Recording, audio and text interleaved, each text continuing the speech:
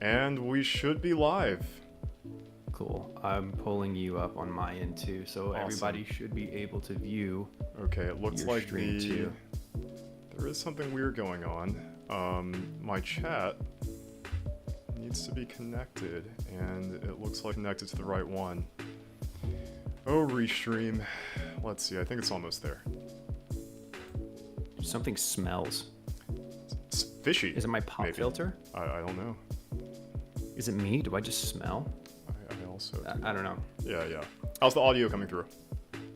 I hear you. It sounds like the chat hears you as well. Sweet. You guys, has anyone else in the chat? Relics, I know you're here. You've streamed in the past. Have you used Restream before? Is the breath heated? Even if it was, I don't know if I would say it is heated. Yes. So, okay, so when you used OBS Relics, you streamed directly to Twitch. There was a time where I used Restream.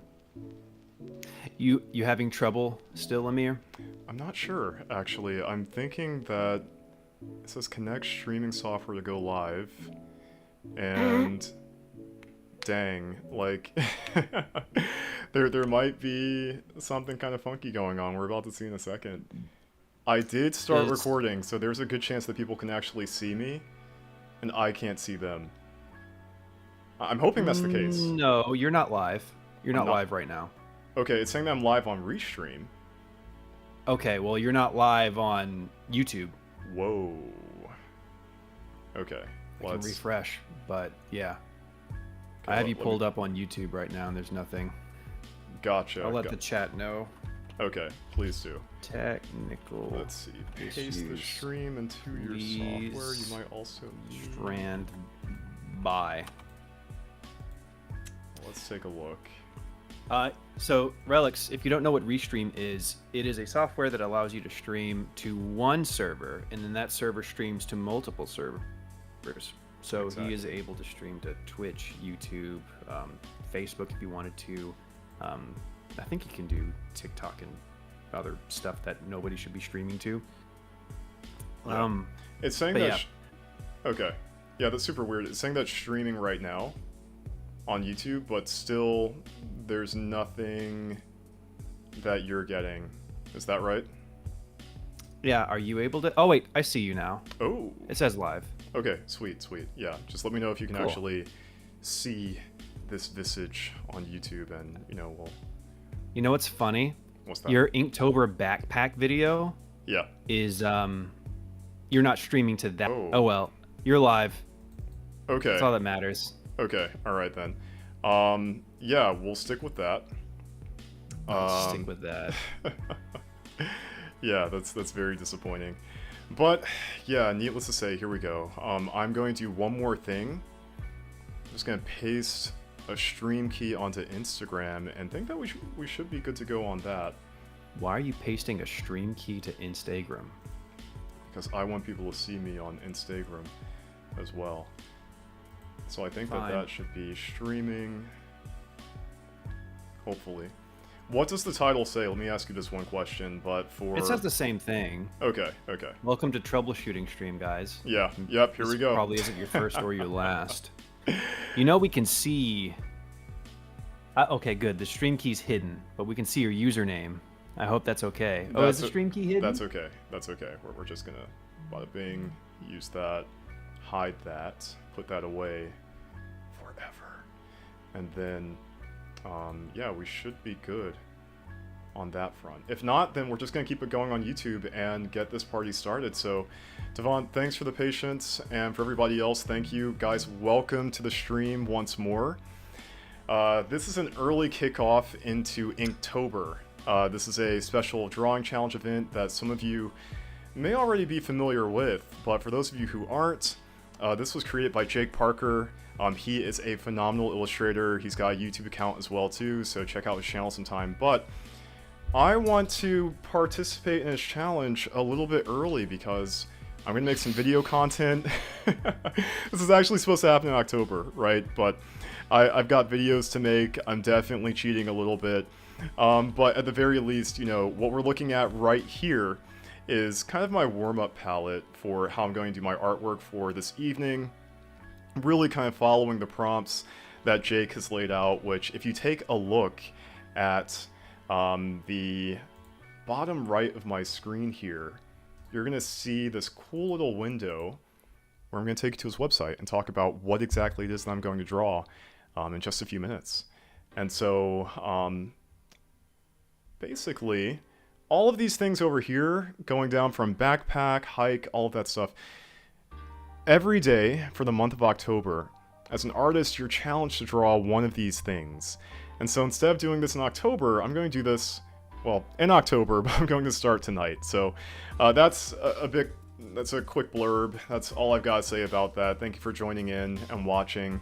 I'm going to put a special twist on this, I forgot that last part, to where this all ties into creative animus, kinetics, and everything else that belongs to that creative realm that you guys hopefully enjoy. So that's all from me. Devon, do you got anything to say?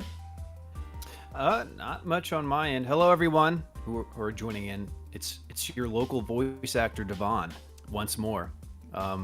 I'm also cross-streaming on my end, Thumbstick Overdrive, so I will be reading out chat from my side if they have questions for you, Amir. Sweet. So yeah, I'll try to keep up with your chat too, because I like seeing everything and being in too much control. Oh, by the way, Mystic Relics is my younger brother. He says he loves Inktober. Have you participated in the past, man? I don't recall you, not you, Amir, but Relics. Yeah. Have you done it in the past? Because I don't think I've ever seen any of your ink drawings. I would love to hear about it. I'd love to hear about that too, actually. Yeah. Yeah. That's all my input. Sweet. Okay. Well then, yeah, in that case, I'm about to start drawing. I do kind of want to see if I could get a little bit of control of the chat just to see who's saying what. So I'm going to try to jump in, open up my stream, and see if I can see who is talking. So this or that has been summoned. This or that, welcome to the stream. I'm very happy to have you here. So we are just sorting through the chat window kind of challenges really quickly. I'm about to start drawing in a second, but I'm also trying to see who was in the chat. So welcome once more. Did you just repeat that you were seeing who's in the chat? Like we forgot in between when you first said it. This is it's a coping mechanism for me right now. Okay. You know, it's like it's not because of the incompetency of anybody who's coming into this. No. Yeah. There's something funky that happened with the original stream. But yeah, I think we're in a good spot right now. So I think we're good. Yeah. And yet, Relics, to your point, I guess everybody, I've tried Inktober in the past. I failed miserably, but I did do some drawings. I should try and find them at some point. And this is a person who's done like little to no drawing throughout my life.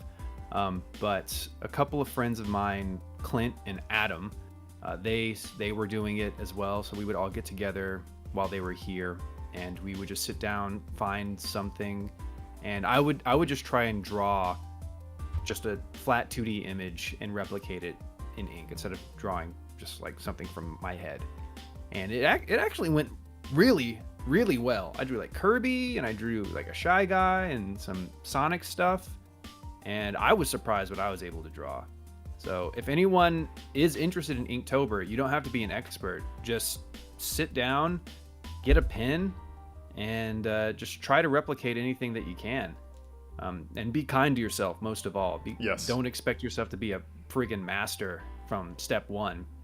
This stuff takes time. Just enjoy the process. And if you can, do it with other people. Oh, yeah. That makes it even more fun. Exactly. No, I can echo all of that as well, too. So, good points. I feel like I've been rough on myself with this in the past. I think that it's definitely a tall order to try to draw one new, inked sketch every day for the month of October.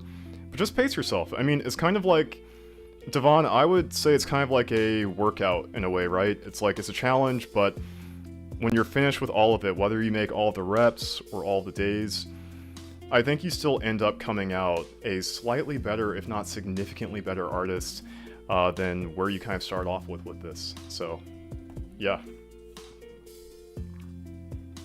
So see if I can find. Oh yeah, here they are. I found him. This or that, I'm so glad to hear it. I'm gonna see. I hope you like what's coming out of this one. I'm trying something a little funky. So, as I mentioned earlier, I did a quick overview of what this year's prompts are for Inktober. Nothing that was super detailed, but for today, the prompt, as you can see here, is backpack. There seems to be like a travel, kind of hiking-esque type of theme going on for this year, which, from what I've been told and just from what I've heard through the grapevine, it's kind of been met with a little bit of controversy, I guess you can say. It's a very different Inktober challenge this year. Like, a lot of people, myself included, will be used to getting something like a fantasy or like a sci-fi theme, but something to where there's a bit more diversity in what it is that you're sketching, right? Like just a lot more of a kind of creative landscape to choose from. And so what I want to do is still keep that creative essence that I'm, actively trying to produce through my art, but within the parameters of this theme of travel, but kind of phrasing that in the question of what does that look like in the world of Animus. And there will be, fantasy themes, there will be what you would expect from my story universe, from, just that aesthetic overall, but it's going to be in a travel kind of package. Dude, I'm still roasting in here. I turned that fan fan you're getting off. cooked?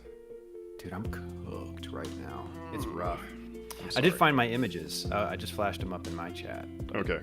Yeah, all those things I showed you guys, I drew. And I have no drawing experience. It probably showed. I don't think I've seen those before.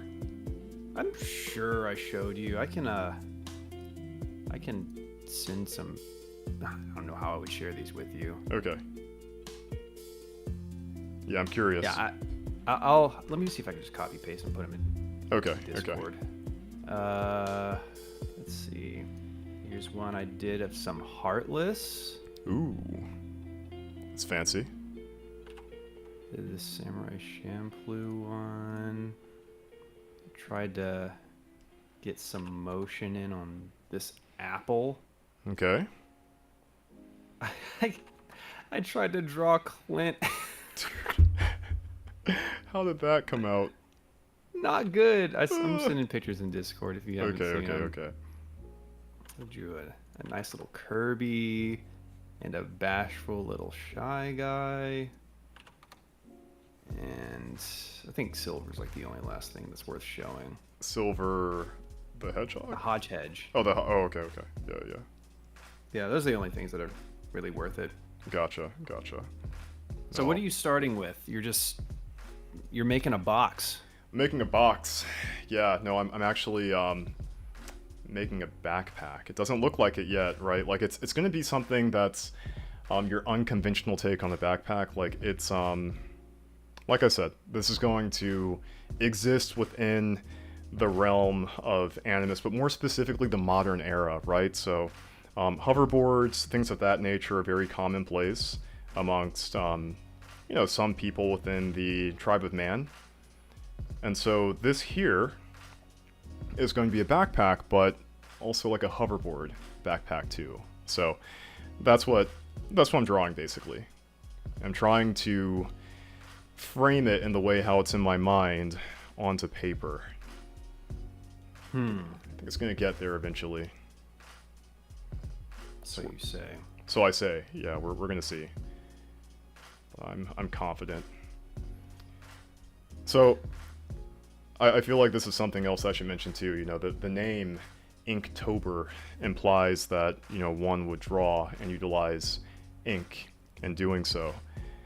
I'm going to be honest, I'm a little bit of a wuss when it comes to... You shouldn't be a wuss. Hey man, no.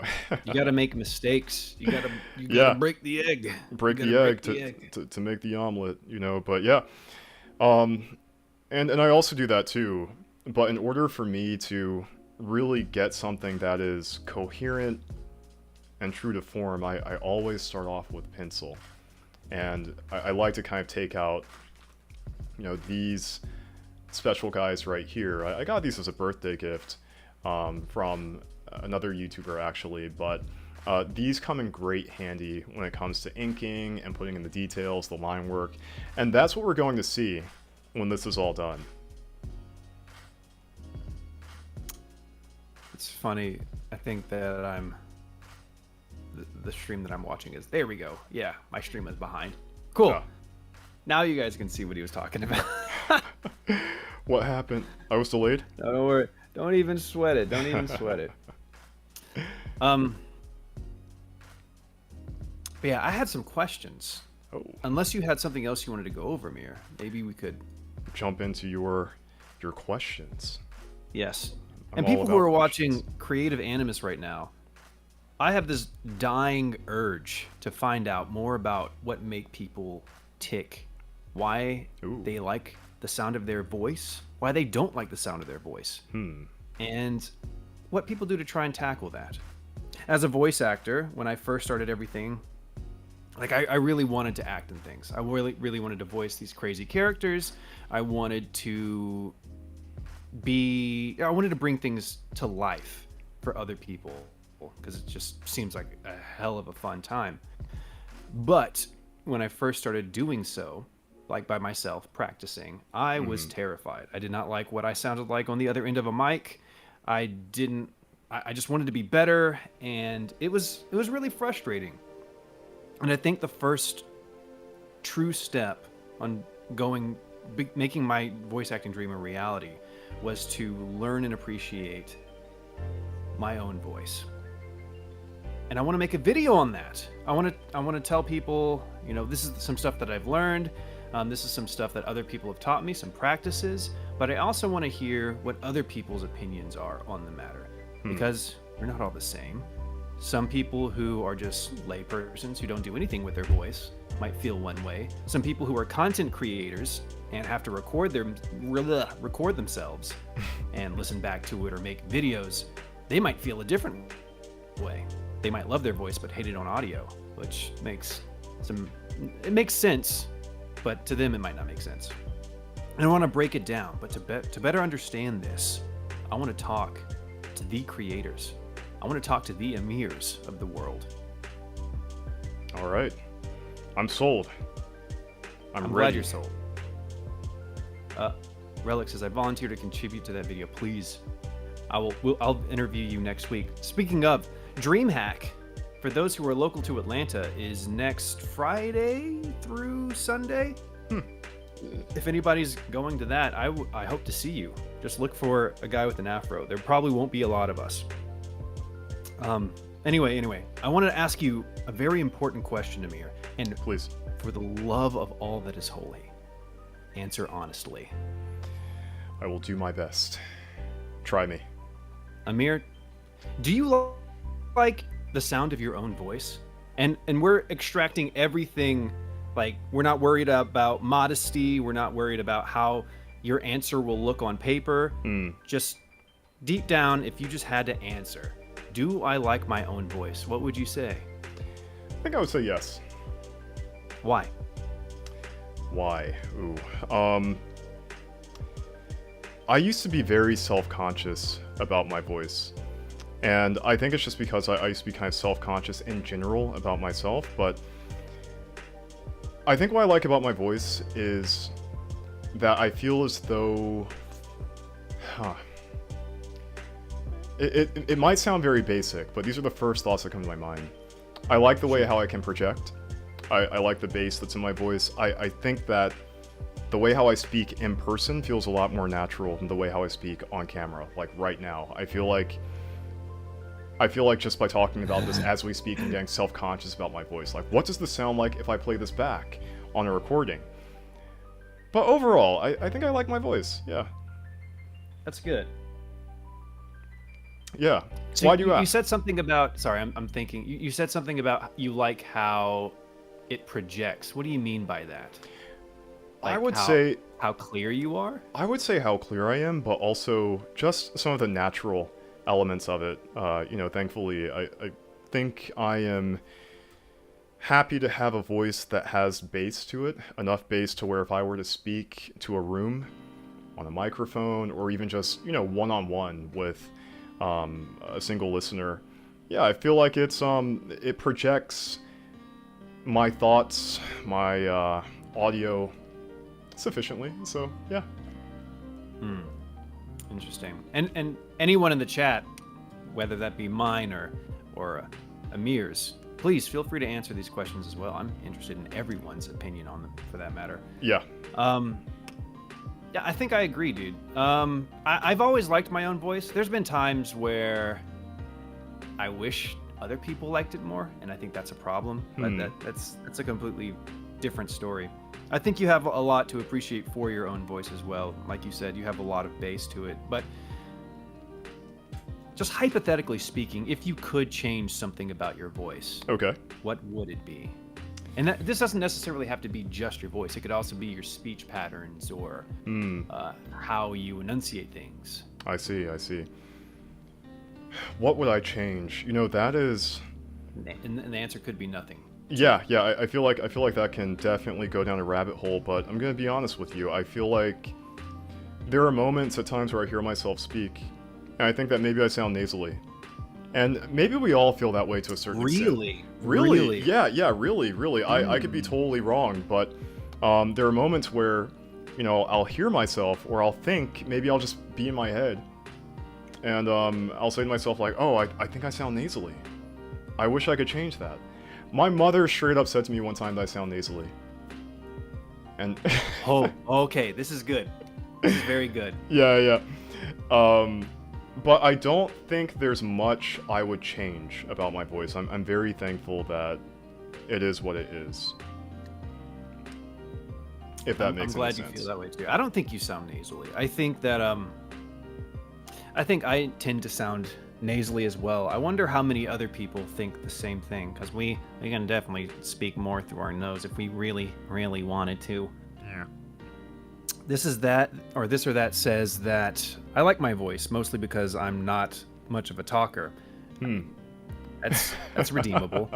As for changing, I wish I spoke more clearly. Well, what do you mean by more clearly? Like, you want to enunciate more? Do you want to talk slower? Do you want to talk faster? Clear can be subjective, right? True. And welcome, Devonte Edwards. Yes, welcome to the chat. Yeah, Devonte. Talking about voices in incarnate. Wait, what? What about voice in Inktober? Okay, all right. That was a pun. I get it. I don't know if it was that. Okay. Well, nonetheless, Devonte, welcome, and this or that. Thank you for sharing your thoughts. Yeah, I'm just gonna do a quick segue to Devonte for a second. I've done some introductions about what this stream is. I'm just working on my vision of what a backpack could look like for this year's Inktober. I'm doing this in a style that exists within the fantasy universe of Creative Animus, but more specifically the world of Animus. So that's what we're looking at right here. It is a work in progress. So what are these wings that you're drawing right now? What I'm doing is I want to make something that is almost like, I want there to be like a metal kind of sheathing, so to speak, around this backpack. So these wing-looking things are inspired by beetle elytra. And so I want this to kind of fold up. Spell that? I can spell that. I think. You don't have to. Yeah. But I want this backpack to open up in kind of a, like exploded view.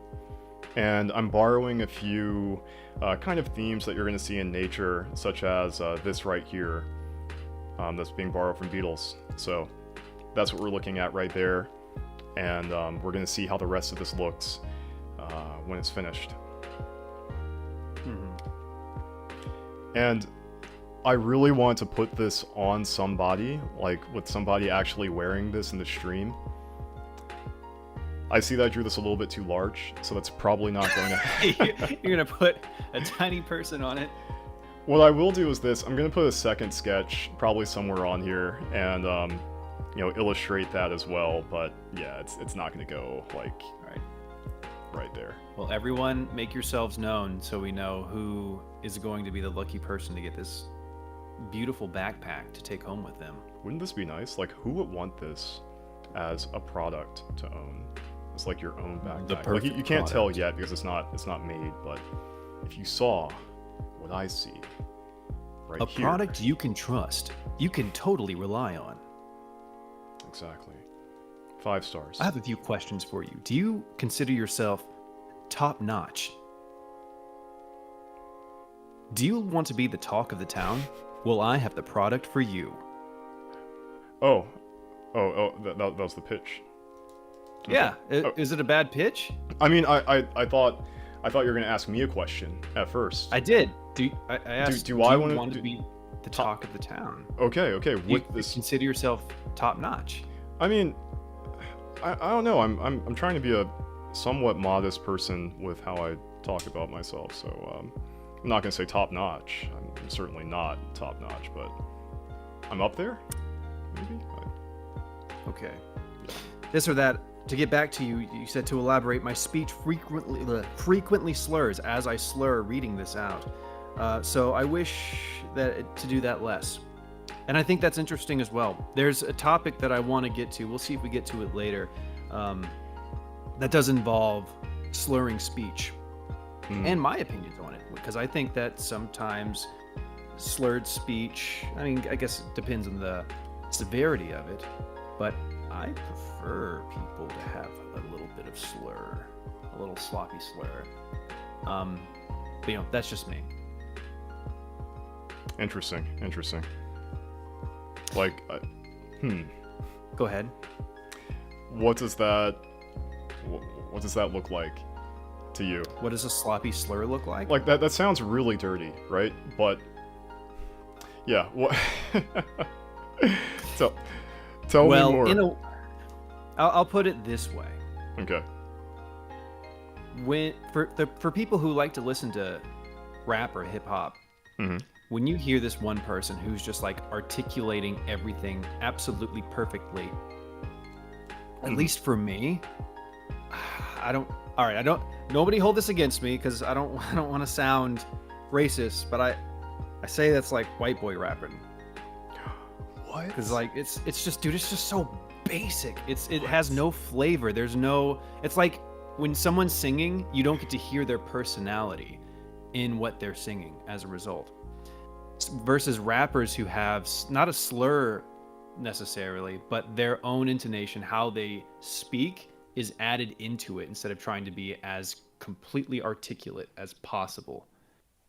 I don't know. I mean, I know what you mean, but you've got some artists. You've got people like, your Lupe Fiascos and I don't think Lupe Fiasco is like crazy articulate. There are some people there's some artists who primarily sing.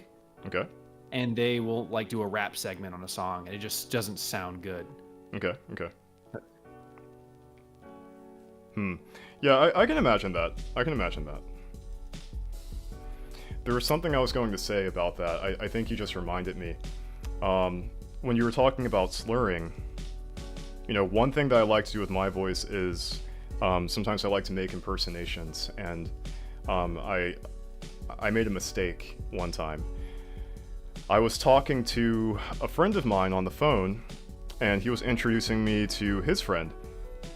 And so, everybody's got their own accent, myself included, perhaps. But this friend of his, he grew up in South Georgia, and so he had a real southern drawl like this when he spoke. But it was a real slow tempo, so when he spoke, kind of like this. And I thought he was joking. And so I decided to pitch in, right? So when I introduced myself to him, or when he introduced himself to me, he's like, "Hi, Amir, how's it going?" And I was like, "Hi, Chris, it's going pretty good. Last time I checked, I got my chickens wrangled up, got my horses in the pasture. So far I'd say it's a pretty darn tootin' good day, last time I checked." And my friend is he's just embarrassed on the phone, and he's like, Amir, please stop. I'm like, what's going on, Mr. Ali? What's the problem? And it's like, And it's like this is really how he sounds. You know, like he grew up in South Georgia, and I immediately, just cut it off. I'm just like, I am so very sorry. I was joking. I did not mean anything by that whatsoever. But it was kind of fun at the same time. I wasn't trying to make fun of him. I just enjoy switching to different accents and things of that nature. That's one of my personas, the very deep South drawl like that when you speak. So yeah, true story. It's so offensive. I imagine someone hears you for the first time and then just starts like imitating Obama or something. Exactly. Like the tables were turned. But that's not nearly as offensive. I don't know. Yep. That's really funny though, dude. Oh yes. Well, speaking of voices, is there anybody in particular, maybe you were growing up, that their voice just was like silk to you? Like you just loved hearing this specific voice and you wish that you could emulate that even better? Ooh, that's a good question. I don't think there was anybody that really stood out to me where I actively, like ruminated on this person's voice. Like, wow, like I wish I sounded like so-and-so. I mean, if anything, it wasn't so much of the sound. I think it was more so the cadence. Where... Whose cadence? I think it depended on the situation. Like, there were some people... I could start to name drop some people right now. Ryan Reynolds... Oh, yeah. I thought that he was just the way how he delivered his comedy in his early movies. I was like, wow, like I hope I can be funny like Ryan Reynolds one day. And clearly I'm not, but just the speed of the wit. The speed of the wit. It was it's impressive to say that again. Look at the speed of the wit. Look at the speed of the wit. Yeah, it was impressive to say the least. But yeah, it was more of a cadence thing for me, if that makes sense. Yeah, I agree to that. Yeah. Ryan is... He almost had his own sense of comedy, and it was just interesting to listen to him, even if the joke was bad. Yeah. It's powerful. Disgusting. I think... Sorry. I'm joking. Yeah, go on. Yeah. I'm sorry, guys. I'm sorry I'm disgusting. I'm sorry I'm perceived as disgusting. What have you done? I think someone that I really enjoy, not Steve Bloom for obvious reasons, but I don't think I'd want to sound like Steve Bloom in everyday life because I don't think many people would understand me from how deep my voice would be. I've always liked Ray Chase's voice. Ray Chase. You know Ray Chase? I know that name. Who is he? What does he do again? Let me pull some stuff up from his IMDb. Okay. And I kind of, while you're pulling that up, I'm going to kind of talk a little bit about what I'm drawing right now and where this is going. So I'm just going to kind of put this at an angle here for the camera. So what I'm trying to do right now is capture a form where I was going for kind of like a hoverboard initially, but now I'm kind of steering my direction. So in the world of Animus, specifically during the parts in which the main story of Kinix takes place, where the protagonist, titular character, etc. of the book is, there are going to be some kind of funky gizmos and gadgets that people will be able to buy at item shops, equipment shops, things of that nature. And I was etching this out, and I kind of thought about this idea of what if we had a scenario that was kind of like Death Stranding, to where somebody has a large cargo bag, right? They need to trek across, maybe it's a wilderness, maybe it's a mountaintop, things of that nature, and they've got a bunch of weight on their back. What if we gave them a way to actually kind of move along a bit faster? And so what I want to do is imagine a backpack where you strap this on, and you've got these pulsers on the upper part of it and the base of it, to where you can thrust yourself ever so slightly to move a bit faster, to where you're not kind of stuck in this long haul of a trek in wherever it is that you're going. Like I think about back to school days where I used to carry like just a shit ton of books from class and things of that nature, and I used to think to myself, like, what if I had a way to just get from point A to point B a lot faster? And I kind of want this right here to embody that. So that's what we're going to see for backpack, for the challenge, the prompt for tonight. So that's what I'm working on currently. Sorry, Yvonne, please. No, you're good. Are you gonna ink it afterward? Oh yes, this is definitely going to get inked. I think there's. No, it's not a delay. I just saw like after you said that. It might be the air conditioning. Nah, you're good. I think, Tengen Uzui. Tengen Uzui. I don't from Demon Slayer. The shinobi guy. Yeah. Right. He voiced him in the dub of Demon Slayer. Okay, I see. I'm following. He's been in Kingdom Hearts. He was the Master of Masters, if you remember that person.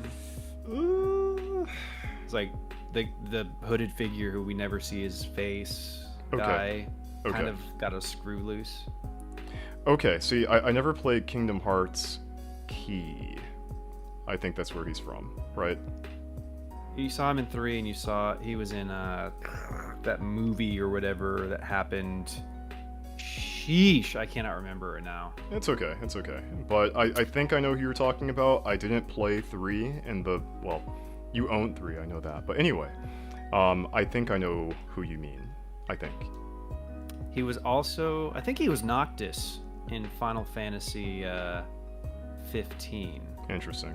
Okay. Like the main character, which Right, you also didn't play. So you don't know any of this stuff. I'm following still. I'm just gonna stop. I like his voice. It's smooth and silky. And he plays some fun characters too. I gotcha. Nice. I think he's cool. Yeah, I know that a lot of your inspiration comes. Says that sounds interesting. Your backpack. Oh, I'm glad. Thank you. Yeah, Devante. This is came from ideas of wishful thinking back in the day. Just if How only far back in the day? Middle school. I had Dang. I had so many books in my bag back in the day, and I was just like, this is when will hoverboards get released? In 2010. Just waiting. Just wait 5 more years. 2010. Why haven't you just made it? Too busy, man. Too busy? All right. Busy.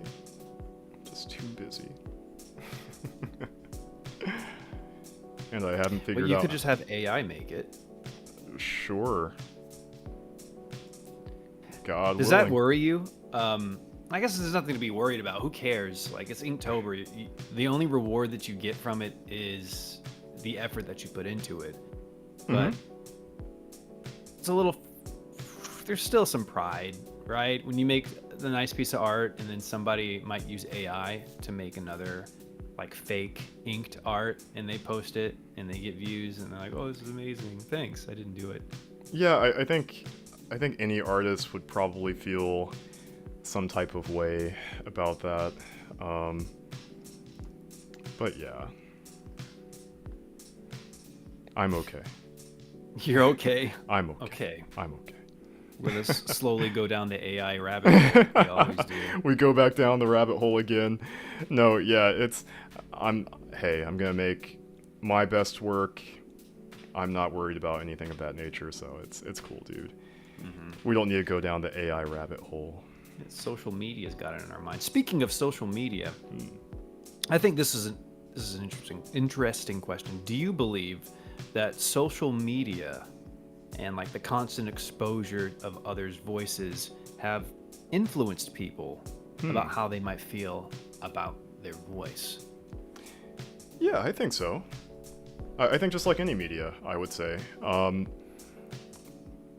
It's kind of like when you watch a Disney movie and, you know, you're looking at like your prince and princess characters. If you're a boy or a girl, you're like, oh wow, you know, like that person's cool. That person is doing the adventure. He's saving the princess, etc. I think that you kind of look at these traits, oftentimes kind of subconsciously even, you know, and you kind of not always, but maybe you compare sometimes, right? Like, Yeah. yeah, I was.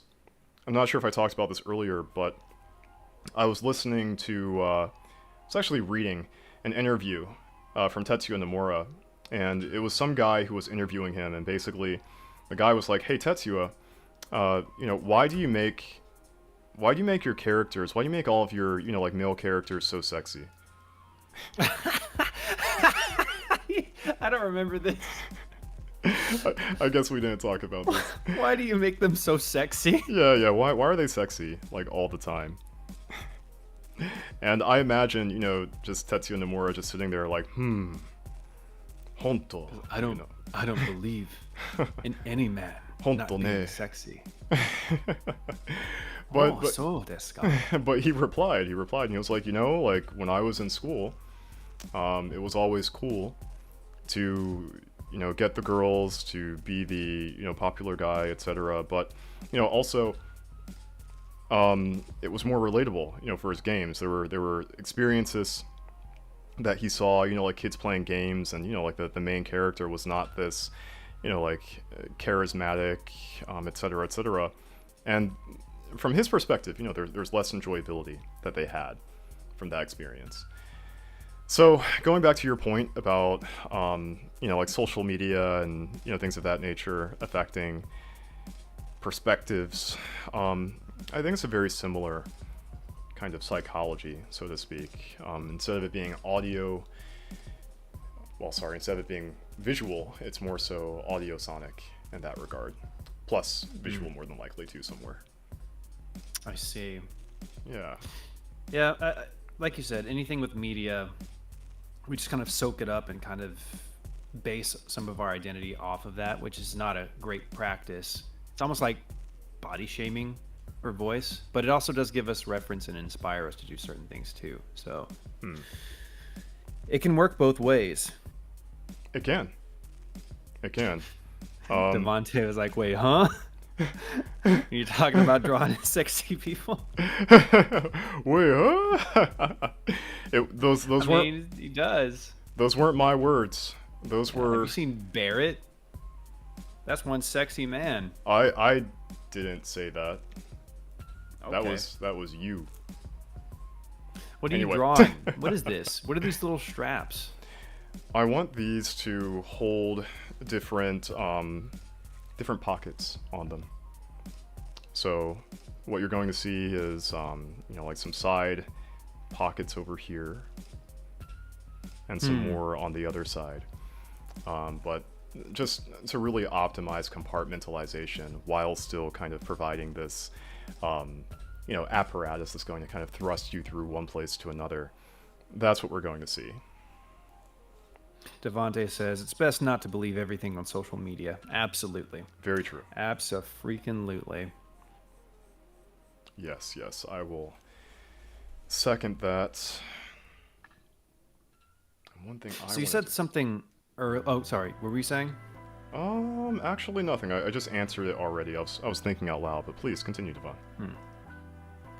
You said when you first started making content for Creative Animus, you had to record yourself, right? I did. You had to record yourself both on camera as well as your voice.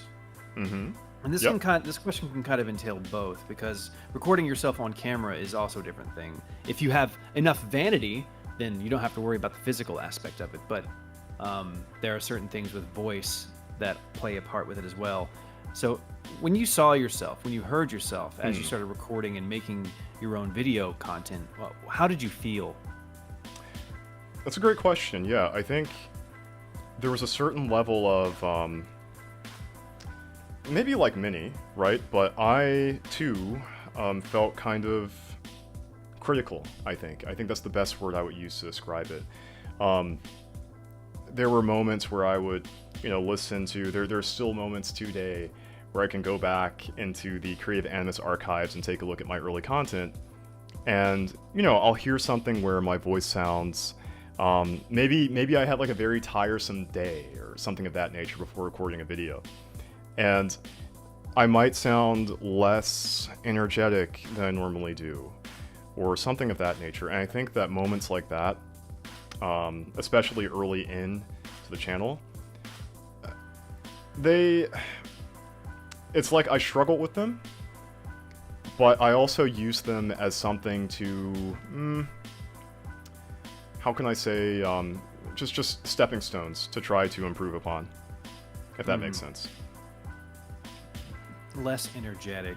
Like, you're recording yourself and you can hear that it sounds like you don't want to be there. And if you don't want to be there, why would anybody physically or anybody want to see or listen to you, right? Potentially, yeah. And it's not so much that I myself, like didn't want to be there, like I did.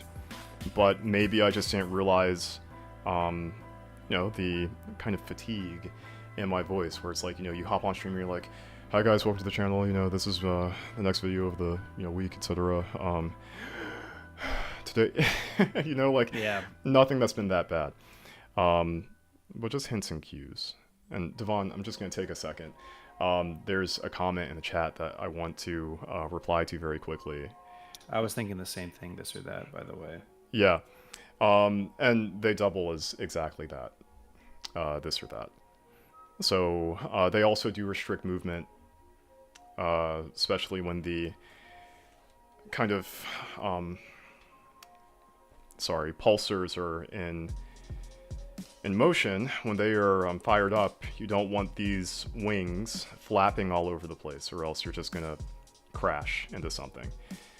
So they do work as restraints, as you can see, but they are also just extra storage straps as well too.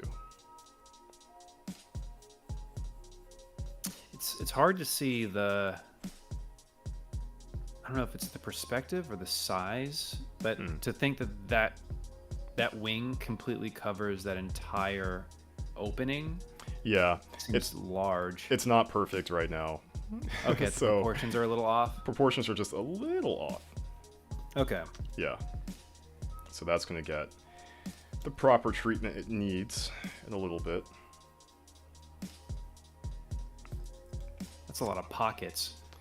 Many pockets. Like, it's kind of like a camera bag, actually. That's kind of where part of the inspiration comes from. You're gonna have a camera bag? Yeah, camera bag. Do you have any reference images pulled up? I don't have reference images. I've got a bag at home that it is a camera bag actually, but that's kind of what I'm envisioning in drawing this right here to some extent.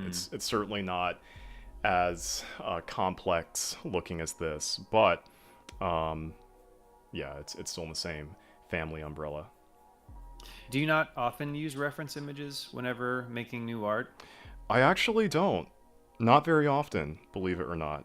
Sometimes I do, but yeah, for many of my sketches, I don't. And that's not necessarily something where I'm like intentionally or actively trying not to.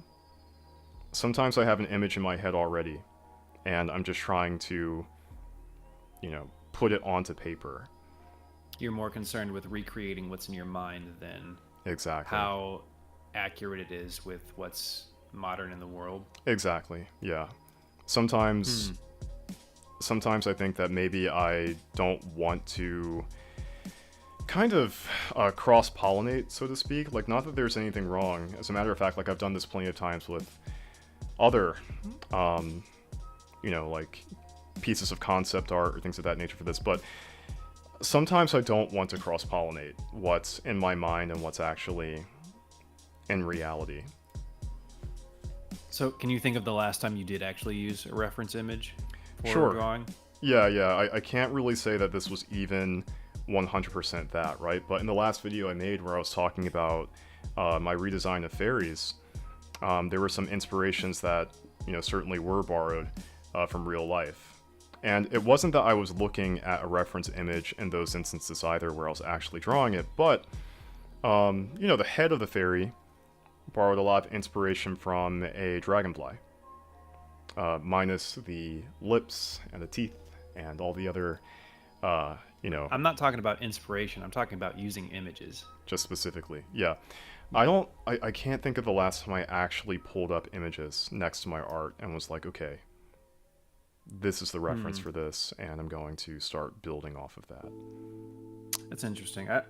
I guess I see a lot of 3D artists use several reference images to try and map everything out, but I think they're also getting deeper into it, like texture-wise.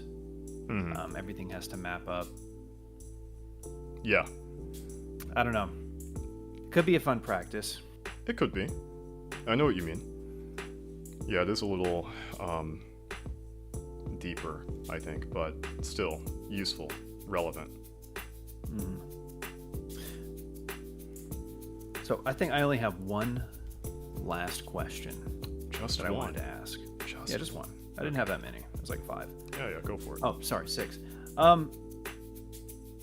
You said that you started getting less energetic. You felt like you were less energetic when you started doing some videos and you wanted to build upon that. How exactly did you improve your craft once you heard what you didn't like to get closer to what you were imagining?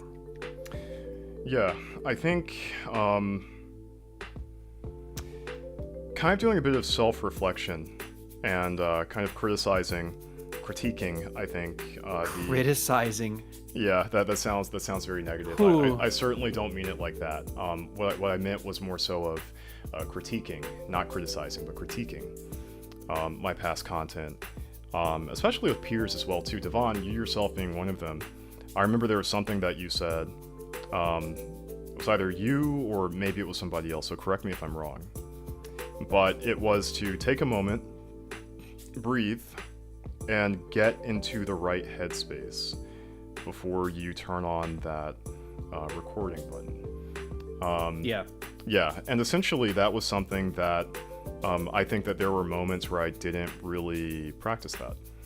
So just catching note of that, trying to get other people's opinions and things of that nature. So if that answers your question, that would be one of the ways.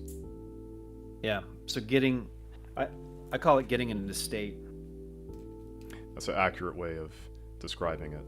Yeah, getting in the state sounds about right. Yeah. Yeah. Because if you're bringing the stress of the day with you, or like any anxiety or fear, it's going to get into the microphone. It's going to get into the camera. So you got to leave that behind. And sometimes to get over it, either state is just taking a deep breath. Sometimes just doing something you love and carrying that emotion into your performance afterward. Yeah, I agree. So I totally agree. Just checking something really quickly, guys. We might have some more guests pop into the stream. I am just... Is it going to be Yak? Yak was going to. He's doing another stream as well too, so that may or may not happen tonight. We're gonna see. Oh snap! Yeah. Did I lose connection? Oh. Can you hear me? You're good. Yeah, I hear you. Okay. So, let's see. I think I'm getting to a better spot with this concept. Yeah, if Yak is going to join, just let me know. We'll have to hang up on this end. Okay. And hop in on the chat that we have with all of us. Gotcha. Relics, I'll be right back. Was listening on the way home. Oh, nice. I'm glad I got to be your little podcast guest. That's pretty legit. Yeah, Yak is definitely live right now. What's he doing? And he might not want the music. So you can't hear it. Ooh, you're right. These new settings. New settings. Yeah, they've updated some things. Great. So disregard that. Okay, sure. I can disregard that for you. Let me put that on my notes. Sweet.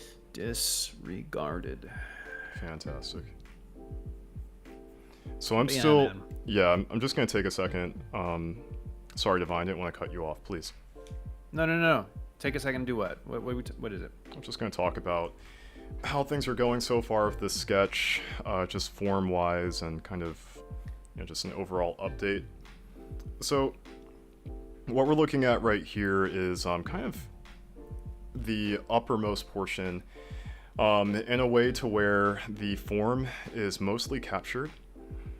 Now, there's still tweaks that are definitely going to be made, but the shape overall is going to kind of follow a cadence like what we're looking at here.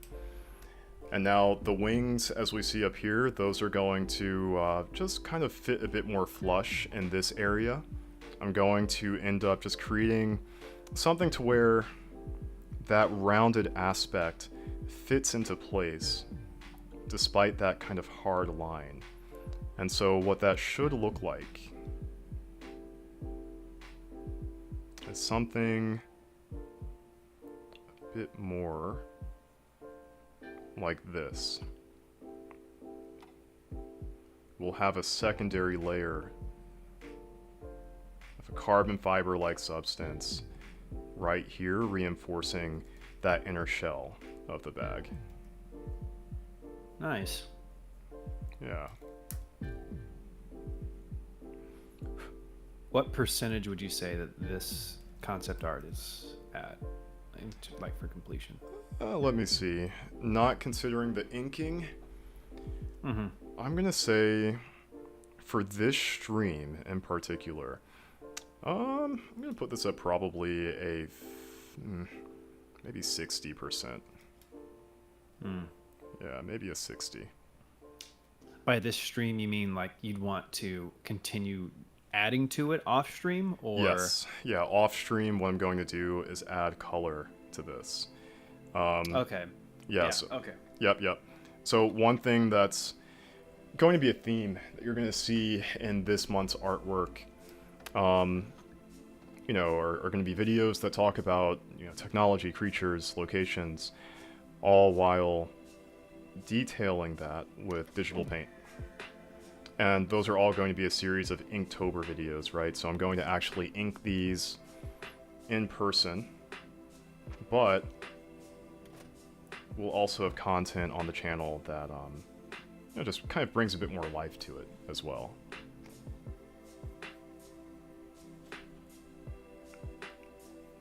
And so one thing that I'm doing right here is I'm adding thickness to the lines. And what I really mean by that is that there's kind of a comic book cell shaded style that I like to go for my like line work with Kinects. And so you're going to see some areas where the thickness of the outlines will thicken or decrease depending on areas of emphasis or just overall physical properties of whatever it is that I'm drawing. That's what we're going to see here, and once I add the ink to it, we're going to see that reflected in pen. You know how I feel about them thick lines. Why don't you tell us how you feel about them thick lines? How do you feel about them thick lines? Guys, I love thick lines. Oh. Well, they love Any you too. series, like animation or manga or concept art or character design, thick lines make things look amazing. They make them look bold. They look like they're action-packed. It's like a friggin', what was it called? Sonic. What's the fighting game that Sonic was in? Oh, dude, yeah, it was oh gosh, Sonic Strikers or something. There was Sonic Battle, not Sonic Adventure 2 Battle. There was Sonic Battle for the Game Boy Advance. Do you remember that? Yeah, that's what I'm talking about. Yeah. Sonic Battle's friggin' art style was just edgy as hell. Yeah, that was like Big old bold lines. irresponsibly edgy in the best of ways. Yeah, I loved that.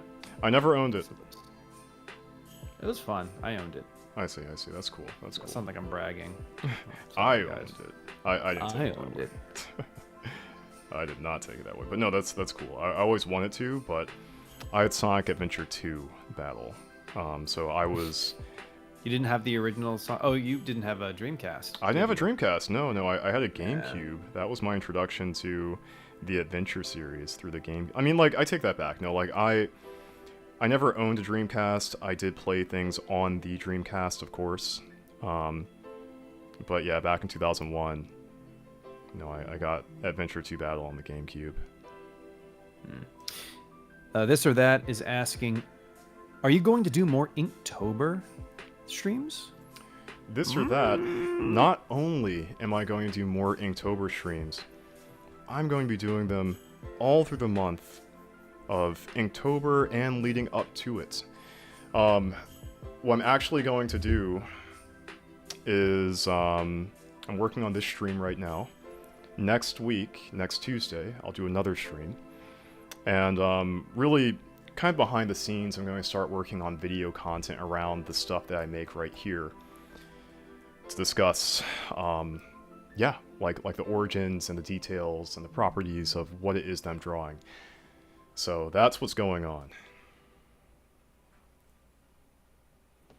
Correct. Correct. I'm excited. I'm excited to see what other stuff that you draw. Oh, thanks, man. I wish I could join in. Wait, I can. I can draw my own stuff. Nobody wants to see me draw, though. You can draw your own stuff. That's not what people tune in to Thumbstick Overdrive to watch. They want Phoenix wrong. How's that coming along, by the way? Phoenix right? I mean, Phoenix wrong. Dude, I haven't played it again since I last played. At least we're not in jury when we start again. Yeah. I hear that you. was rough. Like, how do I object? What's That the was object rough. button? Did you figure it out? I won the case. So I guess I figured it out. Yeah, I guess. But no, that's cool. Going back, Lord Psycho, you mentioned something about how people sound different from what you hear when you speak.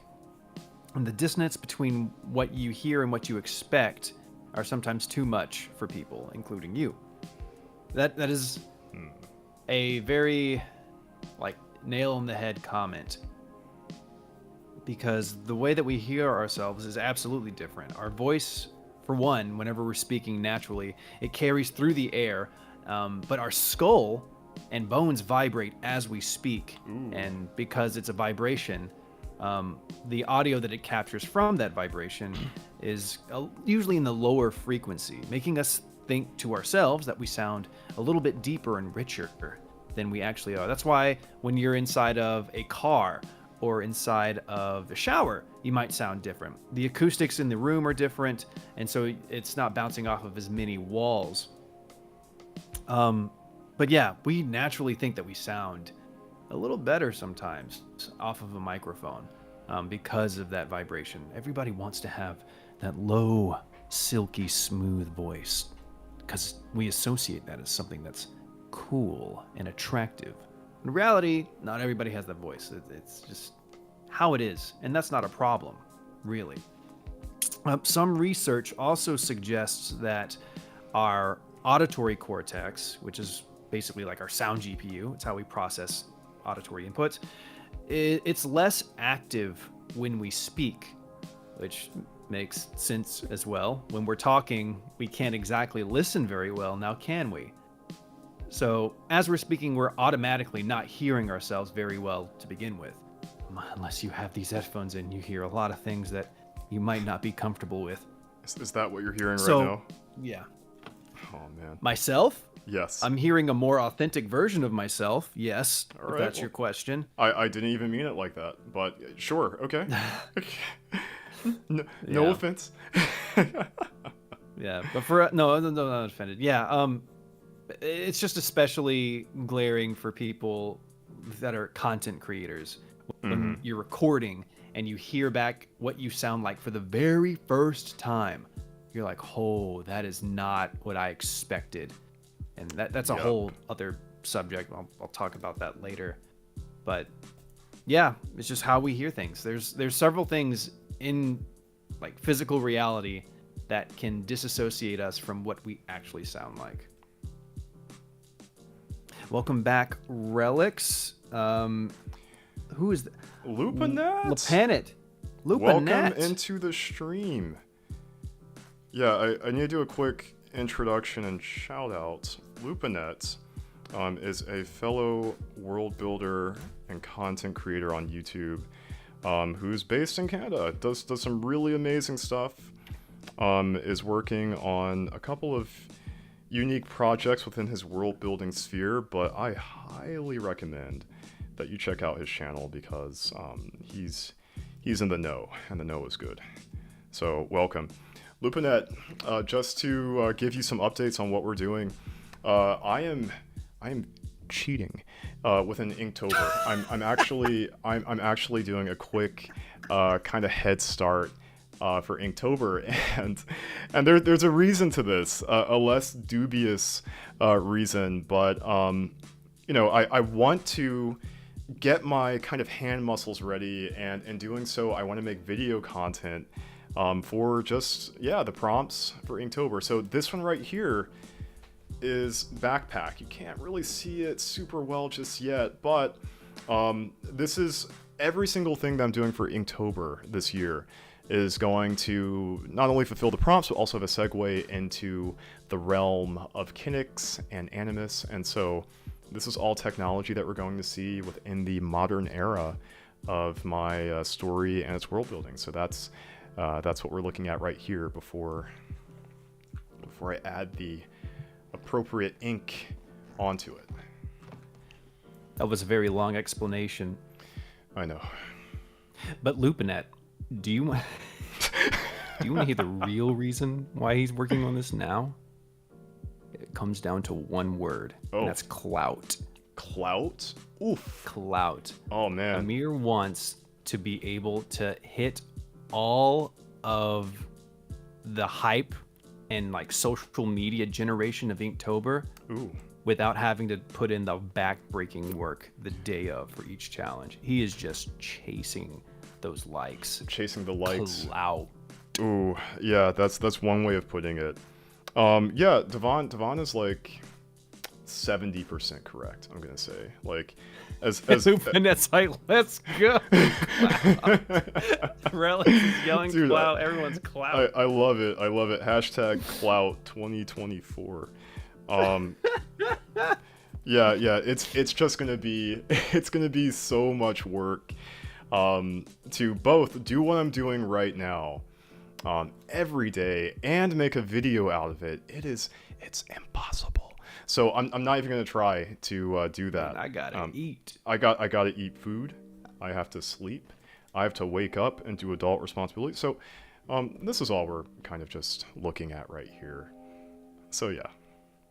Hashtag do it for the clout. Go ahead and write that on there. Hashtag do it for the clout. Just put a little tiny thing. Yeah, we'll do it on the other side of the page. Nobody will see it, but you'll know it's there. Yeah. But yeah, Lupinet says the ego and the artist are intertwined. Who said that? Lupinet. Yeah, man. Yeah, it's just the side of the ego manifested visually. Yeah, it's I don't know who's going to be able to do this and yeah, like video content making all in one day. So yeah, I think a lot of people are probably secretly doing what I'm doing. So we'll I disagree, but that's okay. Oh, okay. Or it could just be me. I could just be a vigilante. You could be like the only person on the planet who started Inktober early. What if? The only person. And not only that, you're doing Leadtober. Or sorry, graphite. Graphitober. Yeah. For now it's Graphitober, but you know, eventually after Graphitober comes Inktober. So it's all a seasonal. Oh, transition. So that's what you're gonna do. Okay. So you're gonna draw everything in advance, like with pencil, and then during Inktober, you just go over everything with pen. You're like, I'm doing it. Inktober. I didn't ink until October started. Exactly. And I'm sorry for everything I've said, Amir. You had the plan, and I doubted you. I had the master blueprint, and yeah, it's okay. I forgive you. I do. I appreciate that, man. You're welcome. I appreciate that. Yeah. Lupinet says, I tried Inktober every day when I had less responsibilities, and it was still a slog. Oh, very much. Real words. Yeah. It is a slog. And, you know, I was kind of talking about this earlier. Like, I really love what Jake Parker did with this competition. It's something to where, like, I just think Is it a competition or just a challenge? I'm sorry. Yeah, yeah. Can you win? I've been using the terms interchangeably. What I really should say is challenge, because you're not competing. You're competing with yourself, maybe, but you're not competing against anybody else, of course.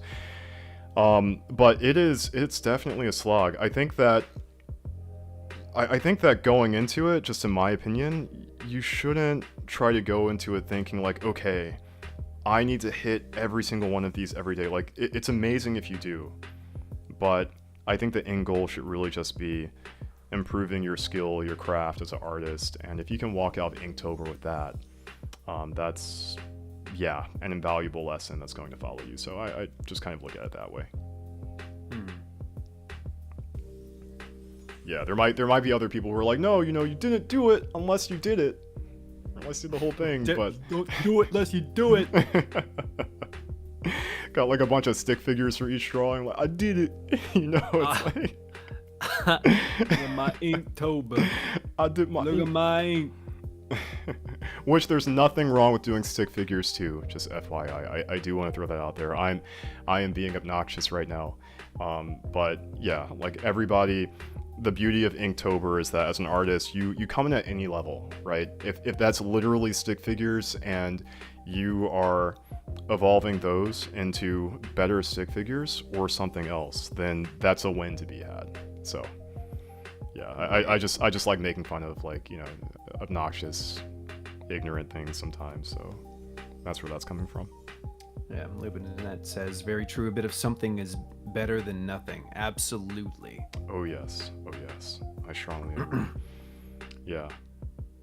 Lupinet, I think you're also doing live streams too, every day of the week. No. What? What's the no? There's no way. There is a way. I think there's a trend that's going around, and I was just going to ask you, Lupinet, when are you doing your streams? Because there are several content creators, some of which who I've told you about in my circle, who are doing their streams, including, you know, another friend of mine who's doing his today. But yeah, like, how's that going along for you? I know you just started. What's the journey been like? I'd love to hear it. And Relics on my stream said, maybe I should try art again as an outlet and convert it into 3D models. That is a great idea. If you don't want to make it into a 3D model, you can always take any stencil drawings that you do and convert it to 2D art, and just make, if you want, you can make pixels off of it. Make just 2D art, make a game out of that. Anything. I think it would be cool. I would watch you do that if you wanted to live stream it. That would be an intense setup. That would be a very intense setup, but very interesting setup, I have to say. I think there's something, and maybe it's just me, like, I'm a sucker for seeing, like, really well-crafted pixel art, especially, like, you know, your kind of Metroidvanias and things like that. I think that those are super cool. But if you've got, like, a compelling story to the game that you're making, and your pixel art is, like, nuts, then I'm really kind of sold at that point. Have you ever seen Animal Well, Amir?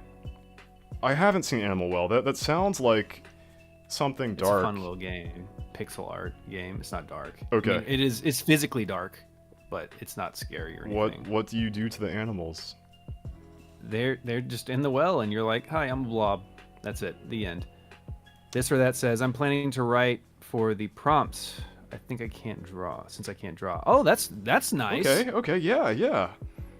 That's definitely something. I've never heard of that approach, but I like that a lot. Are they going to be like short stories, or is it going to be like a paragraph? What are you planning on doing for the writing, this or that? Lupinet says, I'm not sure when the next one is yet, to be honest, as I haven't set a schedule for streaming. Probably just going to do them when I feel like it. I'm trying to read this on my phone, and there's this little heart button that just hovers over everything. I gave your stream a heart. You're welcome. I appreciate that. But no, Lupinet, that's really cool too. Yeah. I'm still trying to get into the swing of things as well with my stuff. So I'm shooting for Tuesdays. I'm shooting for every Tuesday. We'll see how well that goes, but generally speaking, Tuesday will be the day. And Relic said he's been thinking about making a low poly model for a nostalgic PS1 feel and do a Castlevania type project, like the Bloodborne demake, if it makes sense. Yeah, I've seen that. Interesting that you bring that up. Punisher recently, our main man Punisher, Boy, he had a new video. I guess it's not new. It's probably like a month old at this point, where they break down how to make old PS1 like graphics. Oh, did he? Yes. Okay. I'm going to link it in my chat. Please do. Because I have that ability. But yeah, you should check that one out, Relics, if that's something that you're interested in. Maybe I haven't looked at the video myself. I don't remember who the guest is that is going over it, but it's hosted by Clint. Yeah. So it's got to be good. Another son. Oh yeah, yeah. Does Clint get the original status of the original son? Because No. Brett is the original son. Brett Driver's the original son. Sorry. Yeah. God forbid. Yeah, Brett, son, forgive us, son. Yeah.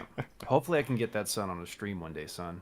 How is Brett doing? I haven't spoken to Seems Brett. to be doing well. Okay.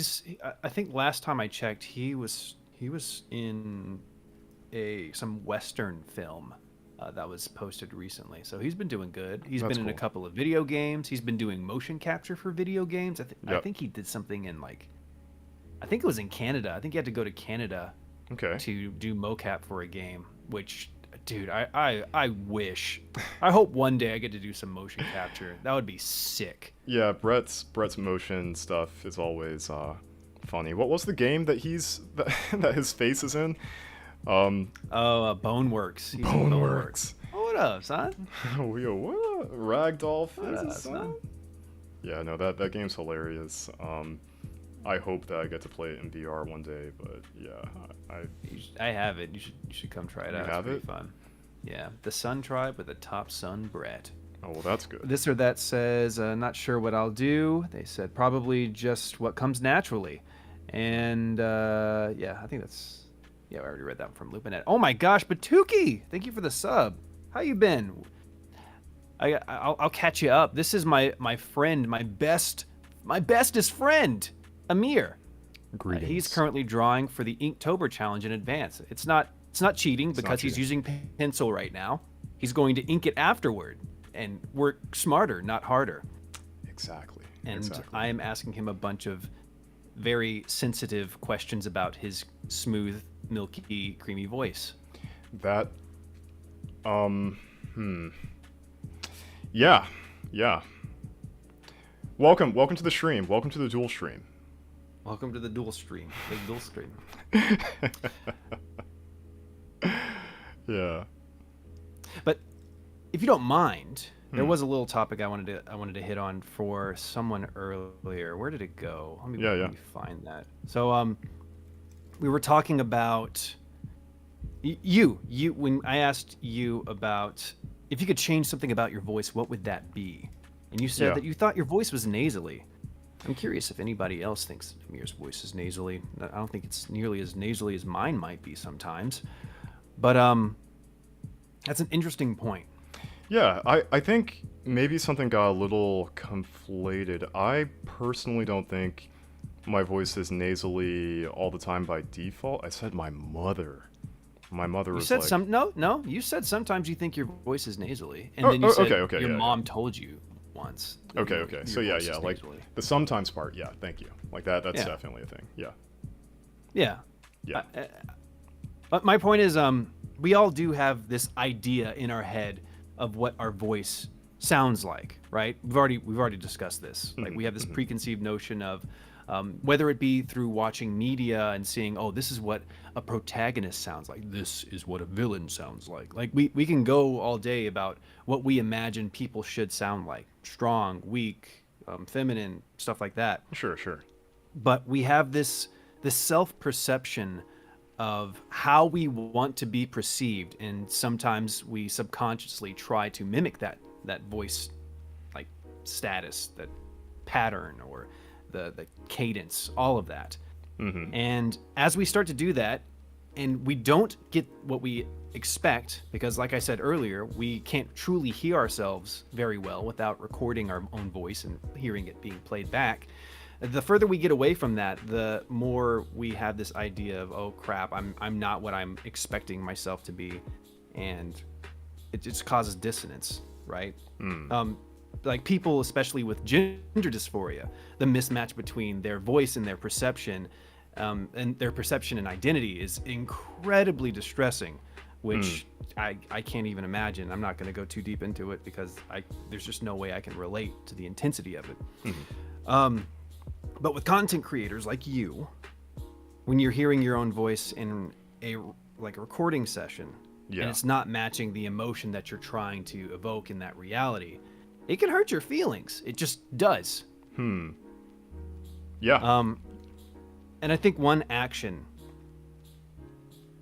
practice in the past was hearing those voices in your head that are telling you what you sound like. Oh, your voice is too high pitched. Oh, you sound nasally. Oh, you slur too much.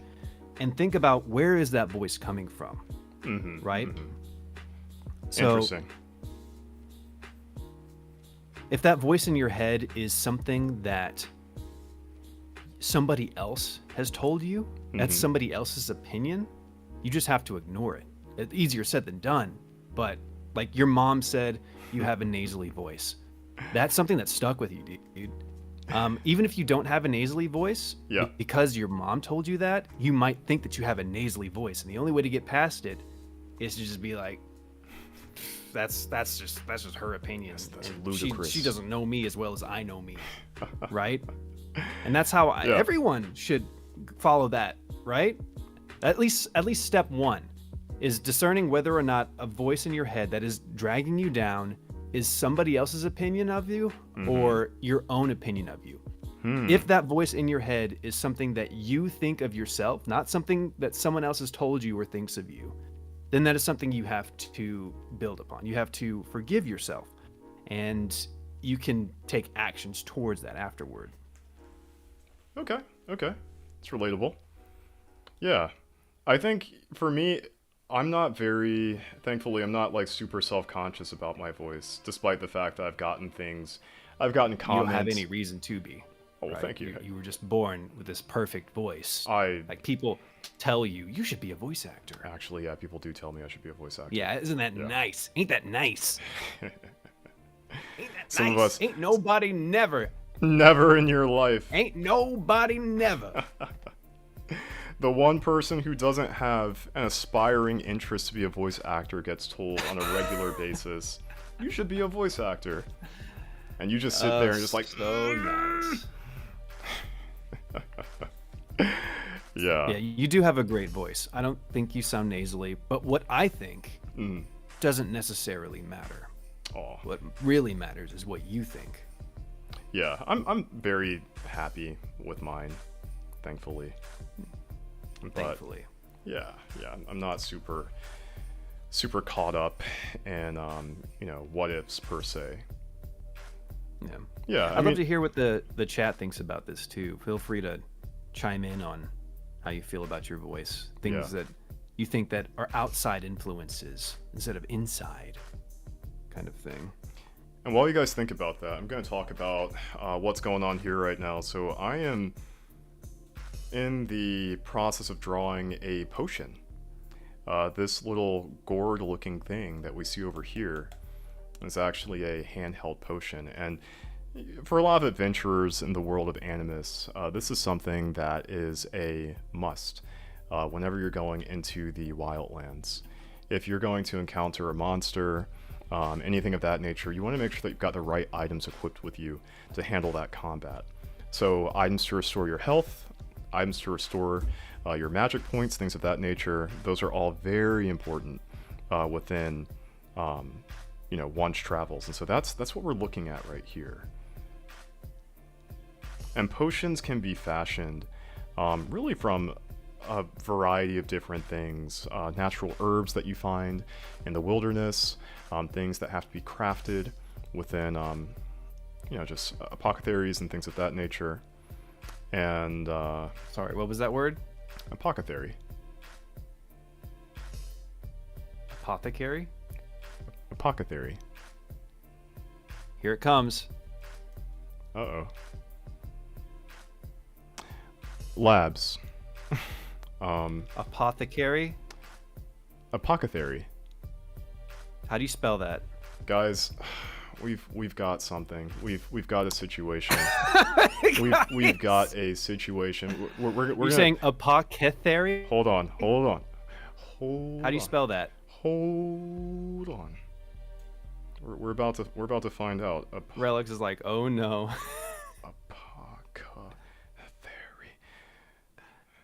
How do you spell that? Shh. We're about to find out. Are you about to Google? Apothecary. Pull the phone out. Yeah.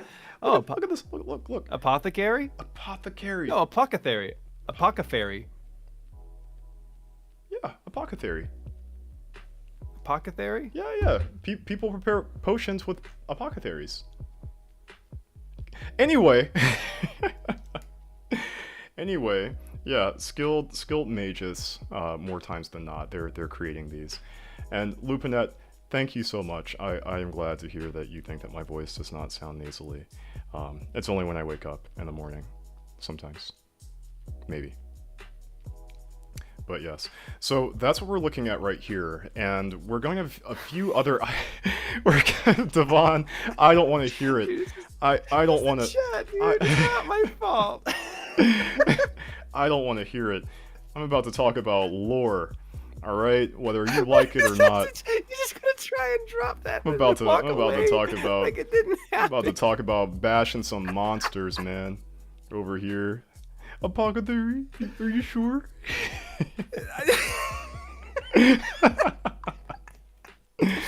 Look at this guy over here. Anyway. Guy. Oh man, guys, Relics is like, we got a code red over here. I'm gonna get back really quickly to what I was talking about. So I'm just gonna do like a quick, zoomed out view. So we're looking at the kind of beginnings of this, kind of modern-esque book bag right here.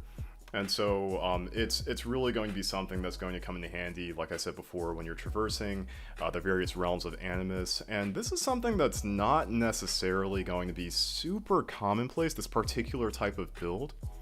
I know I was talking about backpacks and unique backpacks being, common in comparison to what we're used to seeing, but I just want to kind of like walk through, do like a quick pimp my ride sort of exhibit tour.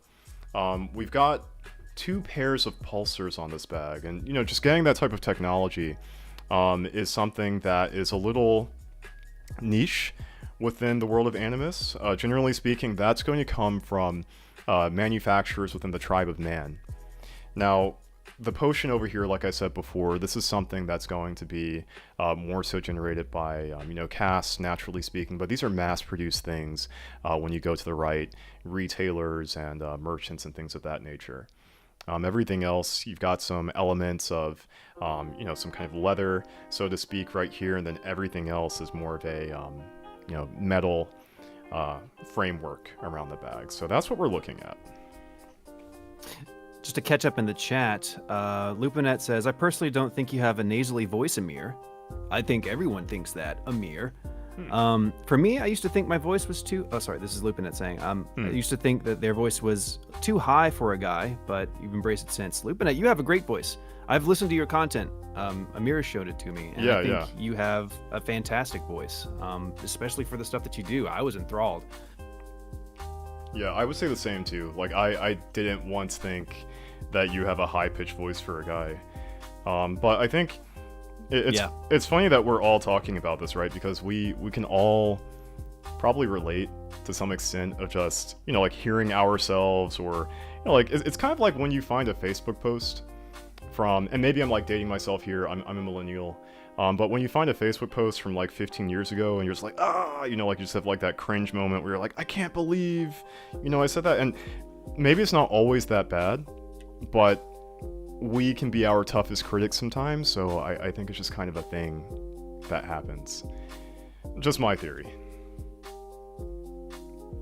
I'm gonna take a look at the chat too. I've been neglecting it, so please forgive me. I'm gonna go down we the have list. who is it? Autumn May joined in. Autumn May, welcome. That's okay. New viewer here. From my personal Ooh. experience, I've always felt like, dang, am I delayed or? No, you're good. Continue. Oh, okay. Sorry. I didn't know. Anyway, from my personal experience, I've always felt like my voice was too deep, too monotone for me until recently. A lot of friends have told me I should do podcasts and story narration. Absolutely, you should if you have a silky voice like that. On that note, I think you both have great voices. Thank you, Autumn May. That is very sweet of you. Yes, I am That is quite very flattered. sweet of you. Thank you. Yeah. Let's see. I think that's another topic is we have to reframe. This doesn't just apply to voiceover. This applies to honestly everything in life. Is whatever our drawbacks are. Dude, my internet is trash. Continue. You're My good. internet is so bad right I hear you. now. I'm sorry. So it's rephrasing your mindset on negative things about you. I have something in my notes. So Got notes for this? Yeah. I have notes. Of course I have notes if I'm going to interview people. Oh. Anyway, you want to understand yourself and learning to forgive and appreciate the things that go along with your personality. And so you got to think of these negative parts about you first. So let's start with rejection, right? Let's say there's 2 moments in your life that you felt serious rejection, things that would come to the top of your mind immediately. Think about that moment and think about how that made you feel, and then rephrase that into how that rejection was actually a blessing, right? And think about how you appreciate this bad thing in your life. And by changing your mindset on it, it could save you of, instead of saying, oh, because my voice is monotone and low pitched, I can't sound like these things. Versus because my voice is monotone or low pitched, I can do all these other great things as a result. So that's something that I've done in the past. Like, crap, where is it in my notes? Oh, I don't have it in my notes. Anyway, it's a good practice to have. Once I make a video, I'll probably dive deeper into it. But definitely, I think, yeah. Go ahead. I was just going to say, I mean, like you really hit like a interesting point there. Like I just had this really, kind of profound core memory that came back to me. I used to be upset that my voice was, like deeper, I guess, than average sometimes, like as a kid. Not so much today, but I remember there were moments where like I'd hear a song. I'm talking about like Michael Jackson. And it'd be like, like let's groove. Sorry, not Earth, Wind, and Fire. It'd be like Michael Jackson. And he would hit some notes where, like, you've heard Michael Jackson, like super high pitch, like he can go everywhere. And I couldn't hit those notes sometimes. I'd be like, oh man, like I can't sing like Michael. And and I'd feel bad about it. I'd be like, I can't hit these songs from like, PYT or things like that. But your voice, or in this case my voice, it's got its own kind of uses, so to speak, outside of that, right? Like everybody's got their own special beauty, so to speak, with what they have to offer. And I think that's really cool, whether that's, voice or something else. So just keep on keeping on. Yeah, it applies to art too, right? Yeah, for like sure. some people, they just can't draw hands. Yeah. So because you can't draw hands, you could just, everything you draw has claws now. Yeah. Problem solved. Blessing. Yeah, Yes. that's one way.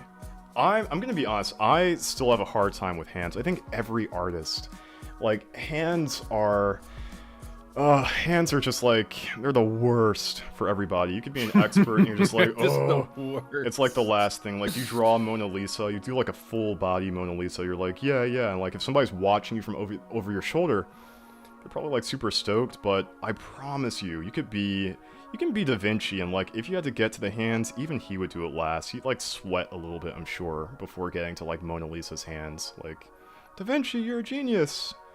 As soon as that happens, sweating, buckets. Promise you. I want to see Da Vinci sweat over some hands. Whew, just hands. Yeah. Yeah. But that's another thing. If we completely ignore our fears, or what am I trying to say? There's two parts of it. There's our perception of our talents, and then there's our the outside perception of our talents and our identity within our talents. Mm-hmm. So we can change how we identify with things, people's perception. So for art's sake, in this case, we'll say that you can never truly love the whatever you're drawing, whether that be hands or just a basic design for your backpack. When in reality, other people could perceive it as a really great thing. The only person that can change your perception of it is yourself, and so that's something that you need to work towards. And that, I think, improving your own identity and loving and forgiving your own perception of your talent, I think will take you further. It will make you more comfortable with your work, and being more comfortable with your work allows you to express yourself on a deeper level. Now, to completely focus on your, hold up, I had it written in a way. Okay.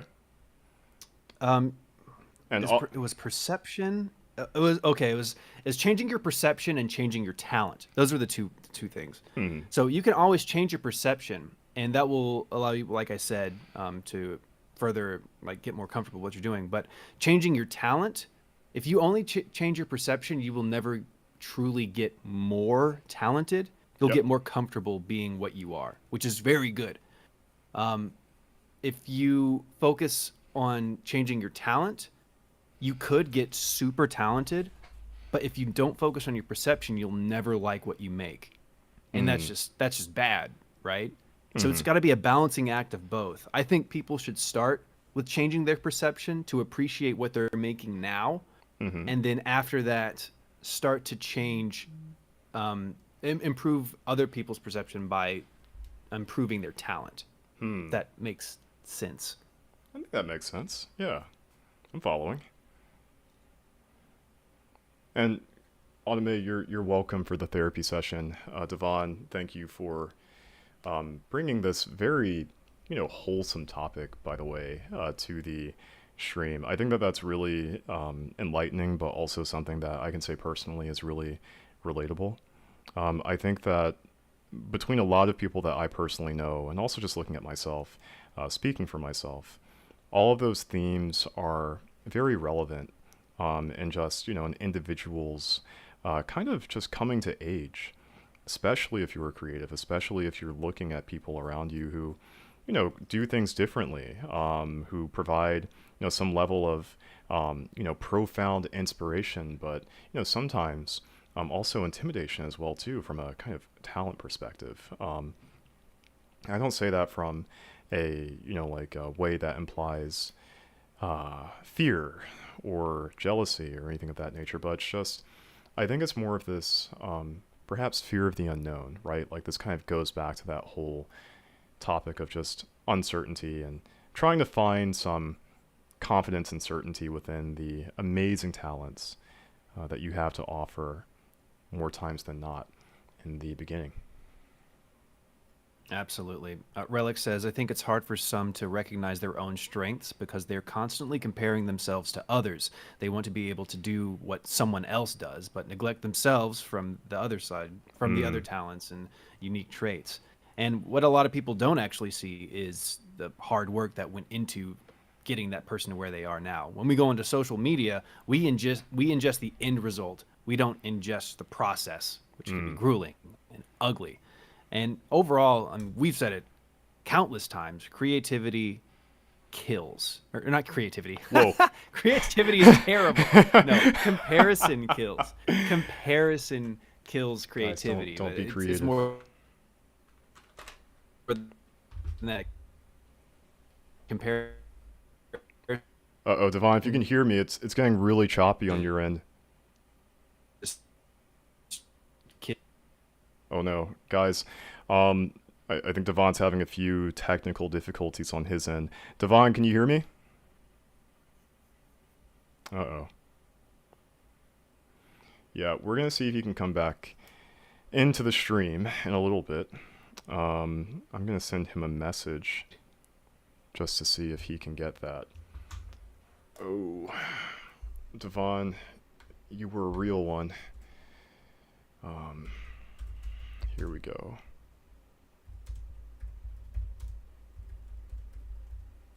Let's see, we're gonna say network sounds bad. Alright, so yeah, hopefully Devon gets back here soon. What I'm gonna do in the meantime is kind of do a bit of a intermission, so to speak. I'm gonna switch things back to, all topics related to Animus before getting back to some of the other topics we were talking about. One thing I'm imagining in this process right now as I sketch is what type of equipment would a traveler want to bring with them, on a kind of long distance trek. And so what I'm putting in this bag is going to be a combination of different things. We're going to have a bit of apparel. We're going to have some books, specifically Can you those. hear me now? Devon, yo, welcome back. Dude, my internet. What happened? I don't know. Dude, Yeah, my download is 200 and my upload is 0.09. what? I don't know Okay. what just happened. I don't know, but you came right in. I was just doing a quick lore spiel. I feel like I need to coin that phrase, but I was doing a quick Lorspiel. lore spiel. You guys want to listen to the lore spiel? Yeah. No, I was doing a quick now I can't say it.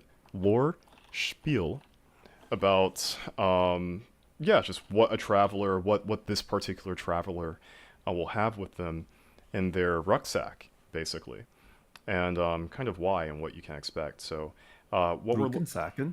ruck, yeah, das Rockensacken, duh. Uh, Sorry, I said duh as in Ruski. Yeah. Anyway, enough fake Deutsch, but what I was going to say is that your traveler, especially ones who are going from one long distance to another, they're going to have things like their potions, like I mentioned before. You want to have some materials to set up camp with as well. So I'm going to add some rags in here, as you can see, and I'm also going to add probably a bestiary in here as well. Outside of things that I personally like to cover when I'm, illustrating and talking about the lore of Animus, there are things that travelers will have with them too, especially when they're going into areas where they haven't traveled to before, where they have field guides on, what type of creatures or animals or plants that they may encounter in their environments that they are accessing. And so I'm going to add a nice little, thick book in this as well too that reflects that. Raise your hand if you still say bestiary, Dude, viewers. I still say bestiary. I I still catch myself slipping sometimes. I I feel like it's supposed to be a bestiary. It just has to be. It's got the beasties in it. It does. What It else is going does. to be in it? Yeah. Bests? We no, I we've don't got think we've got so. some. Sorry, I was just talking about. I jumped a little ahead, but yeah, I agree. Like not much else. Like you've got the beasties in it, but also. We've got some nice comments coming in from the channel right here. We've got some people mentioning, I just kind of want to like, mention some of these because these are great ideas. So, going down the list, Autumn May, a hunting knife. A hunting knife, ooh, that's a great accessory to add. This or that, you mentioned water jugs and rations, completely agreed. And I'd love to hear what you guys think. If you were going into the realm of Animus, and let's just say, specifically, you guys are about to enter into a jungle. You don't know what's inside. You don't know what your path looks like. You don't know if you will be safe or not. What things within reason, like like not like a bazooka or something, but what things would you want to bring with you within your rucksack? Feel free to say something in the comments. I might just find a way to put it inside of this too. Devon, I think you were about to say something as well. Oh no, I couldn't agree better. Dude, what was that? Nothing, nothing. Don't worry about it. For those who know.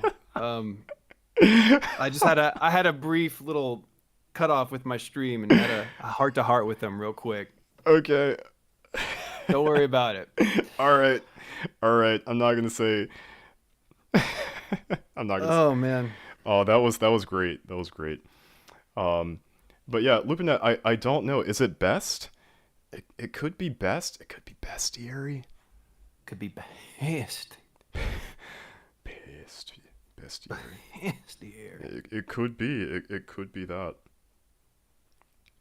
Yeah, I don't care what Merriam-Webster tells me. It's gonna be bestiary in my eyes. When am I gonna get the next chapter of Kinix? Ooh, that's a great question. You know, I'm gonna be honest. I've put a lot of things kind of on pause, unfortunately, because I'm really trying to get the watch hours, Inktober and the watch hours, up on the channel, because it's kind of at a bit of a do or die phase almost right now. Specifically, I believe there are only a few months left for me to get my watch hours up to 2,000 more.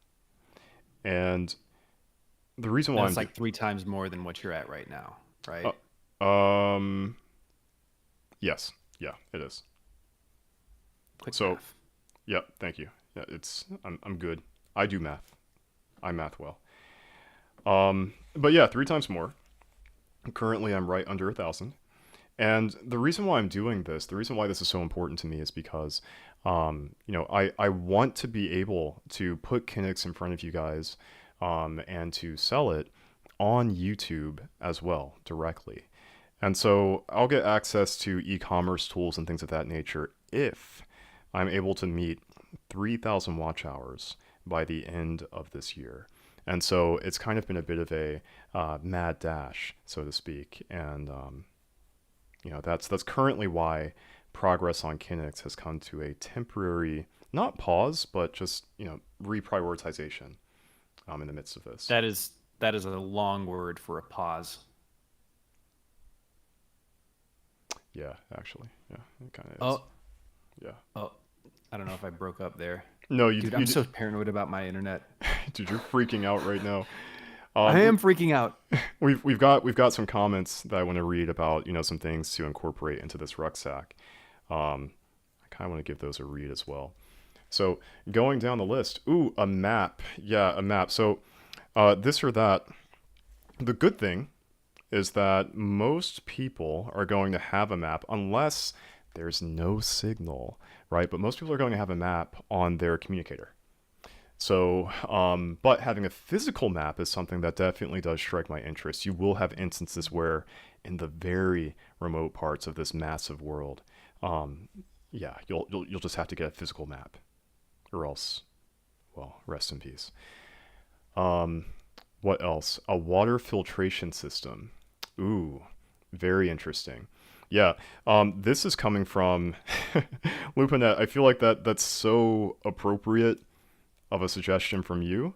Guys, LupaNet blah, blah, blah, specializes in his world building project, but it's got a very unique twist on solarpunk as well, at least aesthetically. And so LupaNet, that's a very, at least in my eyes, solarpunk-esque idea, which I love.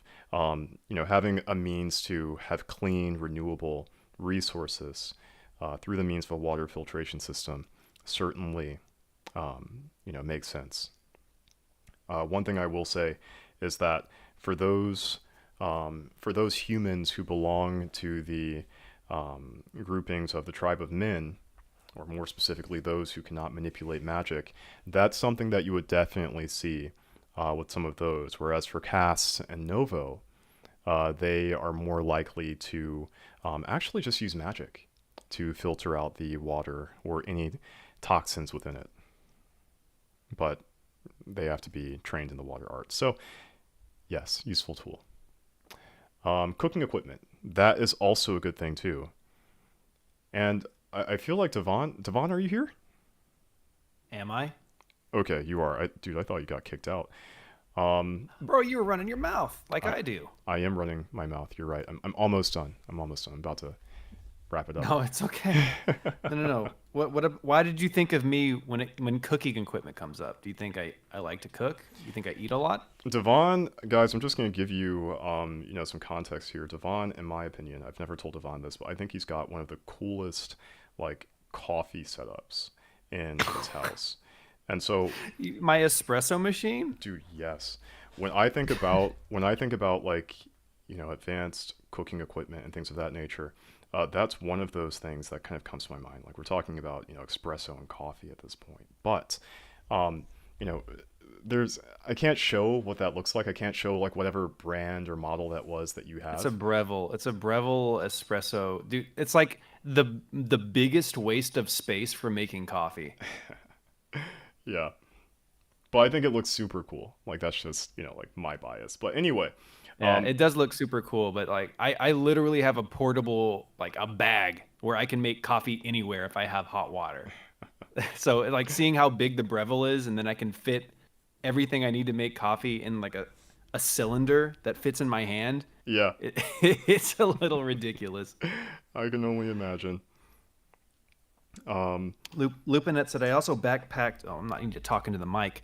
Said I also backpacked myself, so filtration system saved my hide a few ooh, times when I ran out of okay. water in the middle of a hike.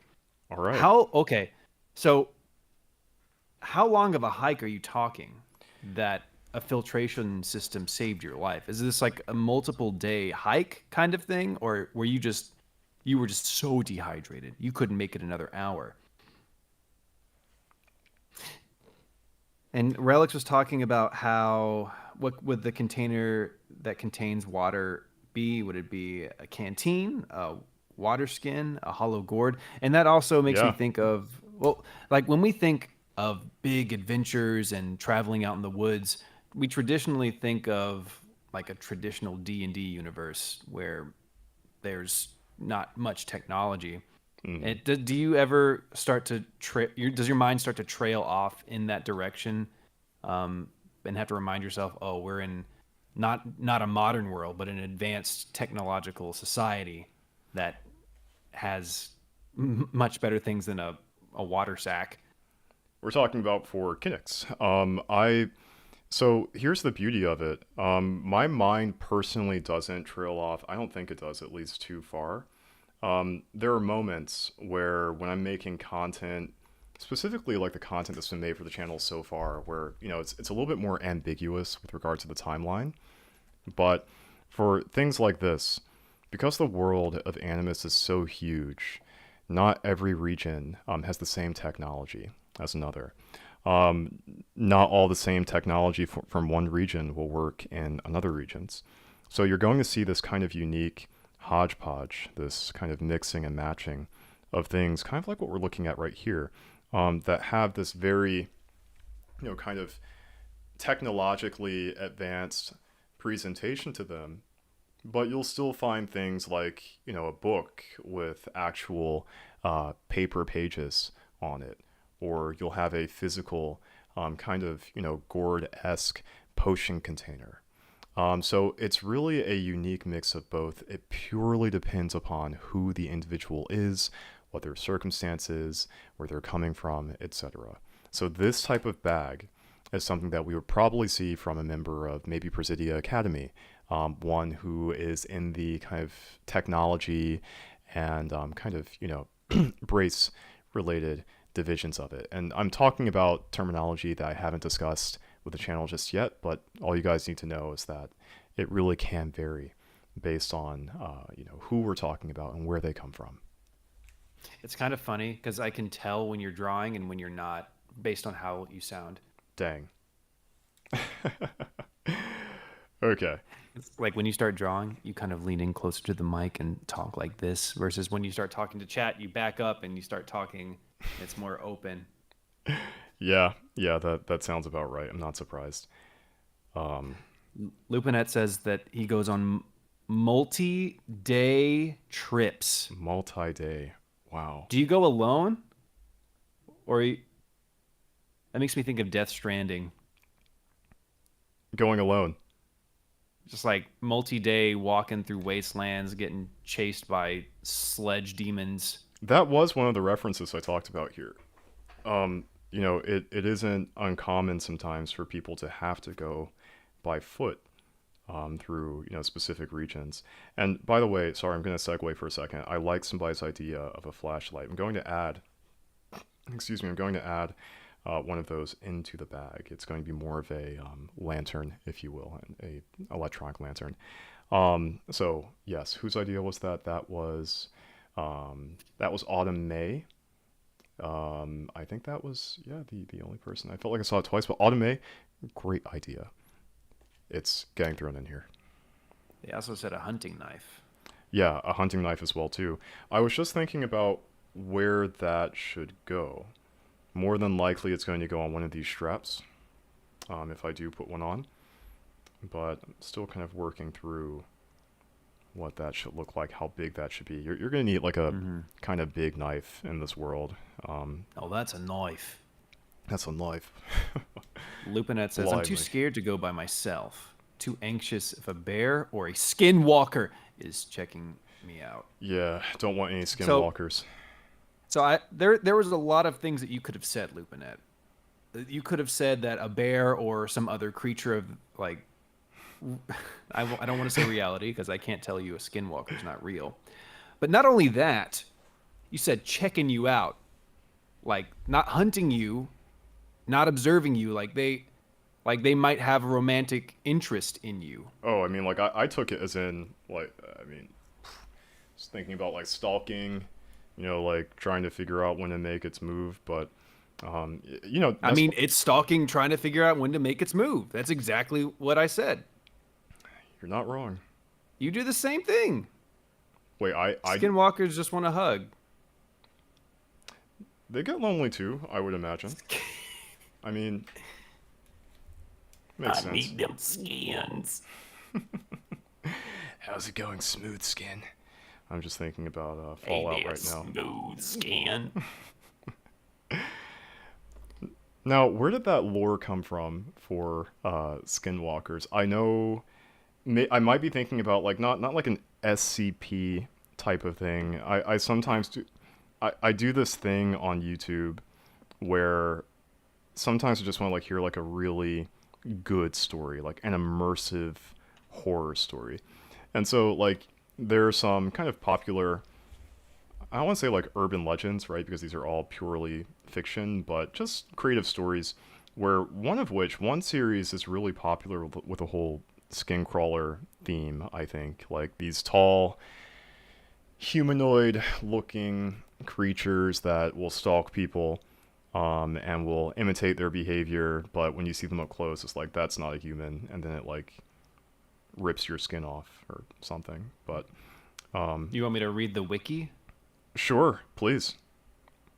In Navajo culture, a skinwalker is a type of harmful witch who has the ability to turn into, possess, or disguise themselves as an animal. The term is never used for healers. Okay.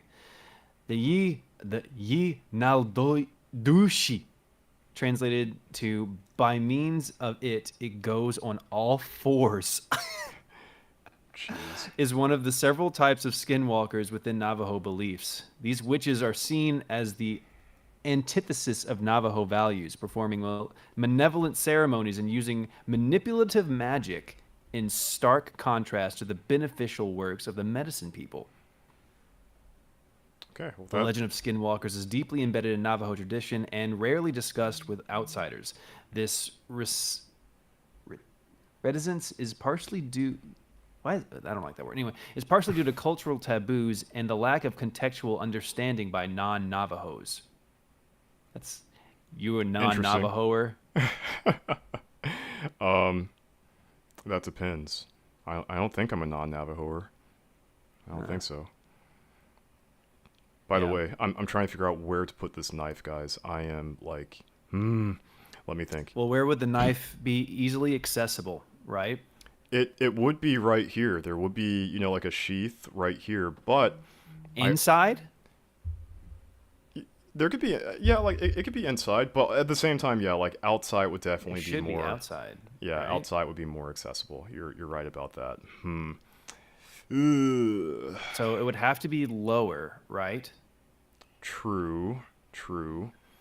In the lower There section could because be. you can't reach backwards easily unless it's like no, because that would require the person to be either like right-handed or left-handed if it was higher up. It's true. It's true. I think here's what I'm gonna do, guys. We're about to add a nice little apparatus to this guy over here, and that's just gonna come in the form of, let's see. You guys can't see it. I'm terribly sorry. I've got this off camera. We're going to add a nice little hook around here. I'm gonna put some more detail on that in a second, and then from there we can have our knife. We can't see any of this. How about now? We can have our knife kind of hang down from here. Gotta wait for the stream to update. Oh, Yeah, okay, dang. now we can see. Okay, yeah.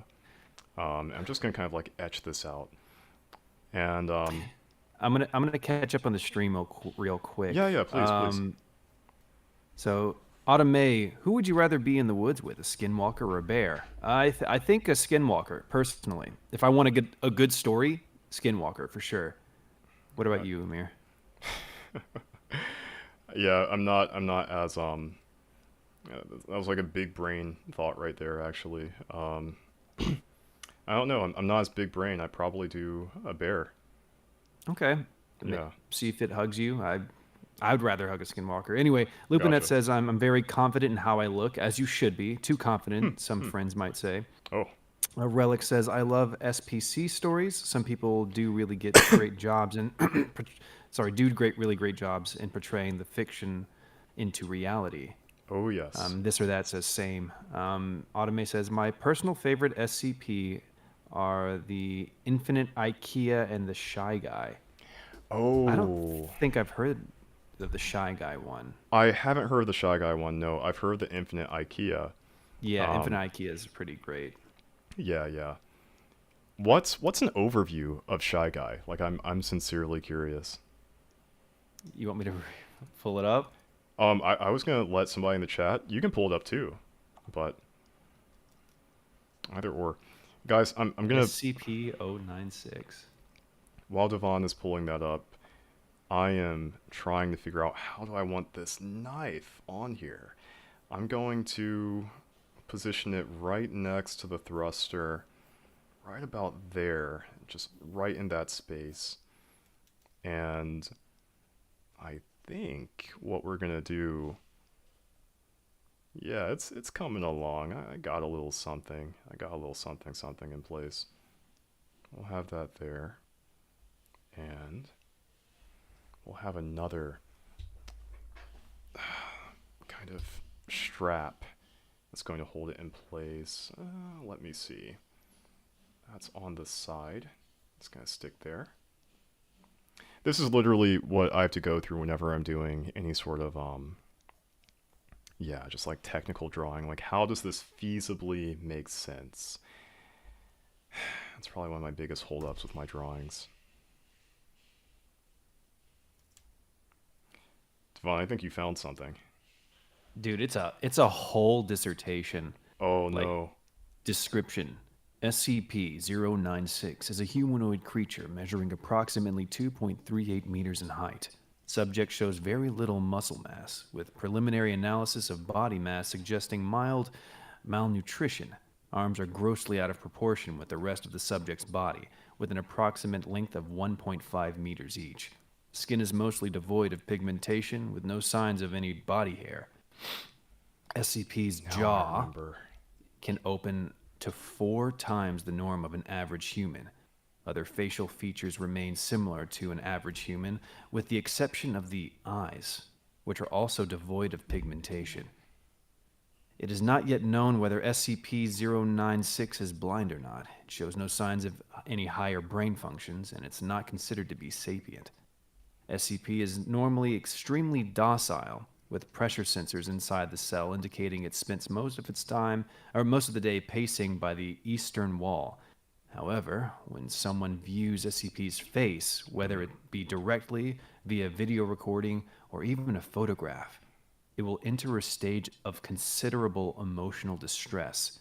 SCP-096 will cover its face with its hands and begin screaming, crying, and babbling incoherently. Approximately 1 or 2 minutes after the first viewing, SCP-096 will begin running to the person who viewed its face, who will, from this point on, be referred to as SCP-096-1. And it just keeps going on, dude. I remember this one now. Yeah, yeah. This is. I was thinking Shy Guy from Mario, but no. Yeah. This is very different. Yeah, yeah. I know that SCP. And let me. I'm just gonna read like Autumn May's response. Ooh, but before, yeah. What if the bear is also a Skinwalker? Ooh, that's a plot twist. Um. Ooh, or a skinwalker that's a bear, Ooh. Ooh. There is that too. a Navajo bear. A Yes, yes, a Navajo bear. Don't forget. Um, yeah, Autumn May, no matter where it is, it can be on the other side of the world. If you see a video or a photo of it pixel size, Shy Guy will know and it will relentlessly hunt you down.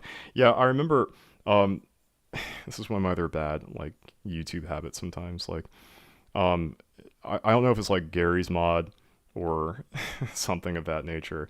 But people have made, like their own simulations of like, hey, like what if you just like looked at it, and like people will look at it in the game and you just hear this like this terrible yelling, and it starts to chase you from like one side of the entire, I don't know, game universe to the other basically. But I'm Dude, familiar. no. Yeah. No, no, no, no, no, no. Would I play it? No, I wouldn't play it. But yeah, that's the thing. I recall now. So guys, I'm It's just just gonna. like indestructible too. That's scary. I can't put this. There we go. I'm trying to put this into view. So we're almost at a point where I'm about to start inking this. The knife still needs to be kind of put into place, but in terms of the layout for where things are going and why, it's at a good place. I'm gonna say of maybe about like 80% completion. I'm gonna add something else in here. I know we were talking about a water purifier, maybe a water canteen, and potentially something to hang down right here as well. I might do that off stream, but uh, we're really close, and I will start inking really soon. So there we are. Nice. Oh, thank you. I love the enthusiasm. That's my job. I have to. The hype man. The one and the only. So, let's see. How long has this drawing been? This has been probably a good. I started at 6:30. It's We've 8. been live for 2 hours. Okay, all right. Let's say that we've got about like one more hour left until, or maybe a little bit less until the stream concludes. But so far, progress is good. This is a bit more detailed than what I'm used to drawing for my really quick sketches. So it has taken a little bit longer. But I think the payout is worth it. This is definitely what I was envisioning kind of before putting any of this onto paper. And so it's getting close, and I'm happy about that. How much would you spend to buy a backpack like that in today's economy? In today's economy, nothing, because I couldn't afford a backpack like this in today's economy. I would literally assess How much would you think that it's worth? in USD. Like if it's a common item. Would this be a common item? This would be designer. This would definitely be some sort of designer bag, I would say. Not the most common, but bags like it, maybe not as, maybe with less bells and whistles. But yeah, there would be things like this, so to speak. Yo, Isopodian Commonwealth has entered the chat. Um, I forgot about this guy. I love that you scream it every single. Isopodian Commonwealth. This is in all caps. Represent my isopod. represent the isopods. Yeah, welcome Isopodian Commonwealth. We were just talking about how much money would I personally spend on a piece of technology like this, a bag like this, in today's economy.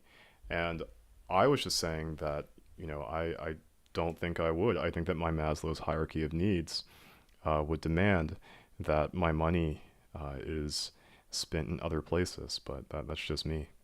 I don't know about you guys, but yeah. I'd spend $5 on it. Oh, well, that's Sorry. that's just yeah. That's beautiful. That's a. Is that a knife? It's going to be a knife. It's going to be a knife. Dude, that's a. How big is that bag? This bag is big. This knife is big. Oh, that's a knife. It's a knife. It's a knife, mate. Yeah. So That'll that'll Jimmy your Dean. say that again. That'll Jimmy your Dean. Jimmy your Dean. Yeah, old Jimmy your Yeah. Dean. All right. It's a knife. So yeah, Animus. There are a lot of developed areas in this realm, and there are a lot of undeveloped areas in this realm. I mentioned something about fairies recently in my most recent upload, and for because of the existence of entities like that, and many others far more threatening, you do not want to skimp out on the type of protection that you want to bring with you as you're entering the undeveloped regions of this world, the jungles especially. Yeah, That's basically a short sword. basically. At I mean, that size, basically, yeah. It's still a dagger. It's definitely still in the dagger realm, but this is a big dagger. It's a thick, kind of bladed dagger, so to speak. there has to be like a law for how long a dagger can legally be before it's considered like a sword. A sword. Yeah. Yeah, and again, like those would change per region as well too. I don't think that I've ever envisioned any sort of universal law, so to speak, of such a thing, because of the fact that circumstances are so different. Um, and kind of like it looks like Isopodian Commonwealth is kind of talking about something with comically large weapons, and Autumn Mel is asking if this is a Zanpakuto. Um, Also, it, Isopodian Commonwealth go glub glub. Just want to point that out. glub glub glub. Glub glub. I don't follow. That's what the Isopodian Commonwealth says. Glub glub. Okay, yeah. Oh, it does. Did you doubt me? I didn't tell you, not once. No. Did you just lie to me? So anyway, what I was saying. Did you see this or that? It says, it's a big knife or a small sword? And Relics is like, yes. I love it.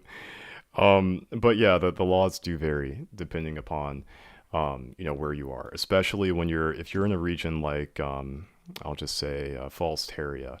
On the topic of Australia, this is probably one of those places that's more similar to that. The knife laws will certainly emphatically be different. A small sword, The knife laws. yes, a small sword can very easily be considered a knife. And they see that massive blade, and they're like, is that all you're taking out there? It's kind of small, ain't it? Dang, chat's out here glubbing, dude. Oh man, I didn't know that you knew how to speak Isopodian too, this or that. That's a difficult language. It is. Yeah. You got a thick skin. Yeah, I called it exoskeleton.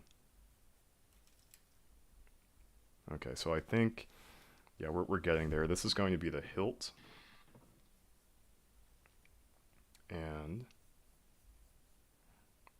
when your knife has a hilt, you know this isn't your regular knife. I thought you were going to say something inspirational like you'd find in a fortune cookie. When your knife has a hilt, you know You you know it are. has an end. I wish it was more inspirational. You know, it's like it's good, You know, but Relic's out here glubbing too. oh, Whole pack. Isopodians unite. gosh, guys, everybody's glubbing. Everyone's Everybody's glubbing. I'm just glubbing. imagining. Isopodian Commonwealth says that I'm just imagining the fairy bug guys being British, but with comically large knives. Imagine a fairy. Oh British? no, the fairies in your universe. You said they're like 3 to 4 feet tall, right? Yeah, they're kind of big. You imagine if they had a knife like that. Oh, that would be horrifying. Oi, give me everything. I can't even do it, but yeah, like that's. I can't do an Australian accent either. It's one I've tried to practice, but just never good. I think you're better than me, but yeah, Oh, thanks, you're thanks, welcome. Amir. I You're, think I think that you say a lot of good things. I'm flattered, guys. This How's night. everyone doing? It's 9 o'clock, almost 9 o'clock where we are. Yeah, how are we I don't holding up? know what other corners of the universe people are tuning in from. Where is everybody coming from? If you'd like to disclose, I am sincerely curious. Right now, the sun's set where I am. Yeah, just drop your home address, zip code, social, Yeah, don't in forget the the social. chat. Yeah, Yeah. yeah, And we'll glub about it. we're gonna need it. I'm gonna need it, I'm gonna need it. and then the world's going to need it. So, Yeah. yeah. You know what, Amir? I have one final question for you. One final question. Okay. One final question. Okay. What advice would you give to someone who dislikes their voice? Okay. What? That's the end of the question, right? Correct.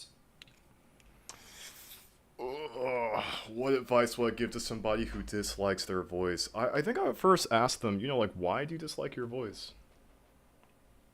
And based on that answer, I would say something. That's inspirational. I'm glad I think that so. answered my question. I'm That glad. tells me I need to rewrite this question for people like you. Exactly. Exactly. The end. But no, I seriously though, I would ask, why do you dislike your voice? And if it's something that is, if I hear an answer that I perceive as something that simply cannot be changed, where it's like I don't like my voice because it's deep, or I don't like my voice because it's too whatever, high pitched or something of that nature. I think So there's not a universal advice. You there's would no try to universal take advice I would give. No, no, I none at wouldn't. all. I can't think of any universal advice where it'd be like, oh well, just do this. Like it depends. Just speak better. Just be better.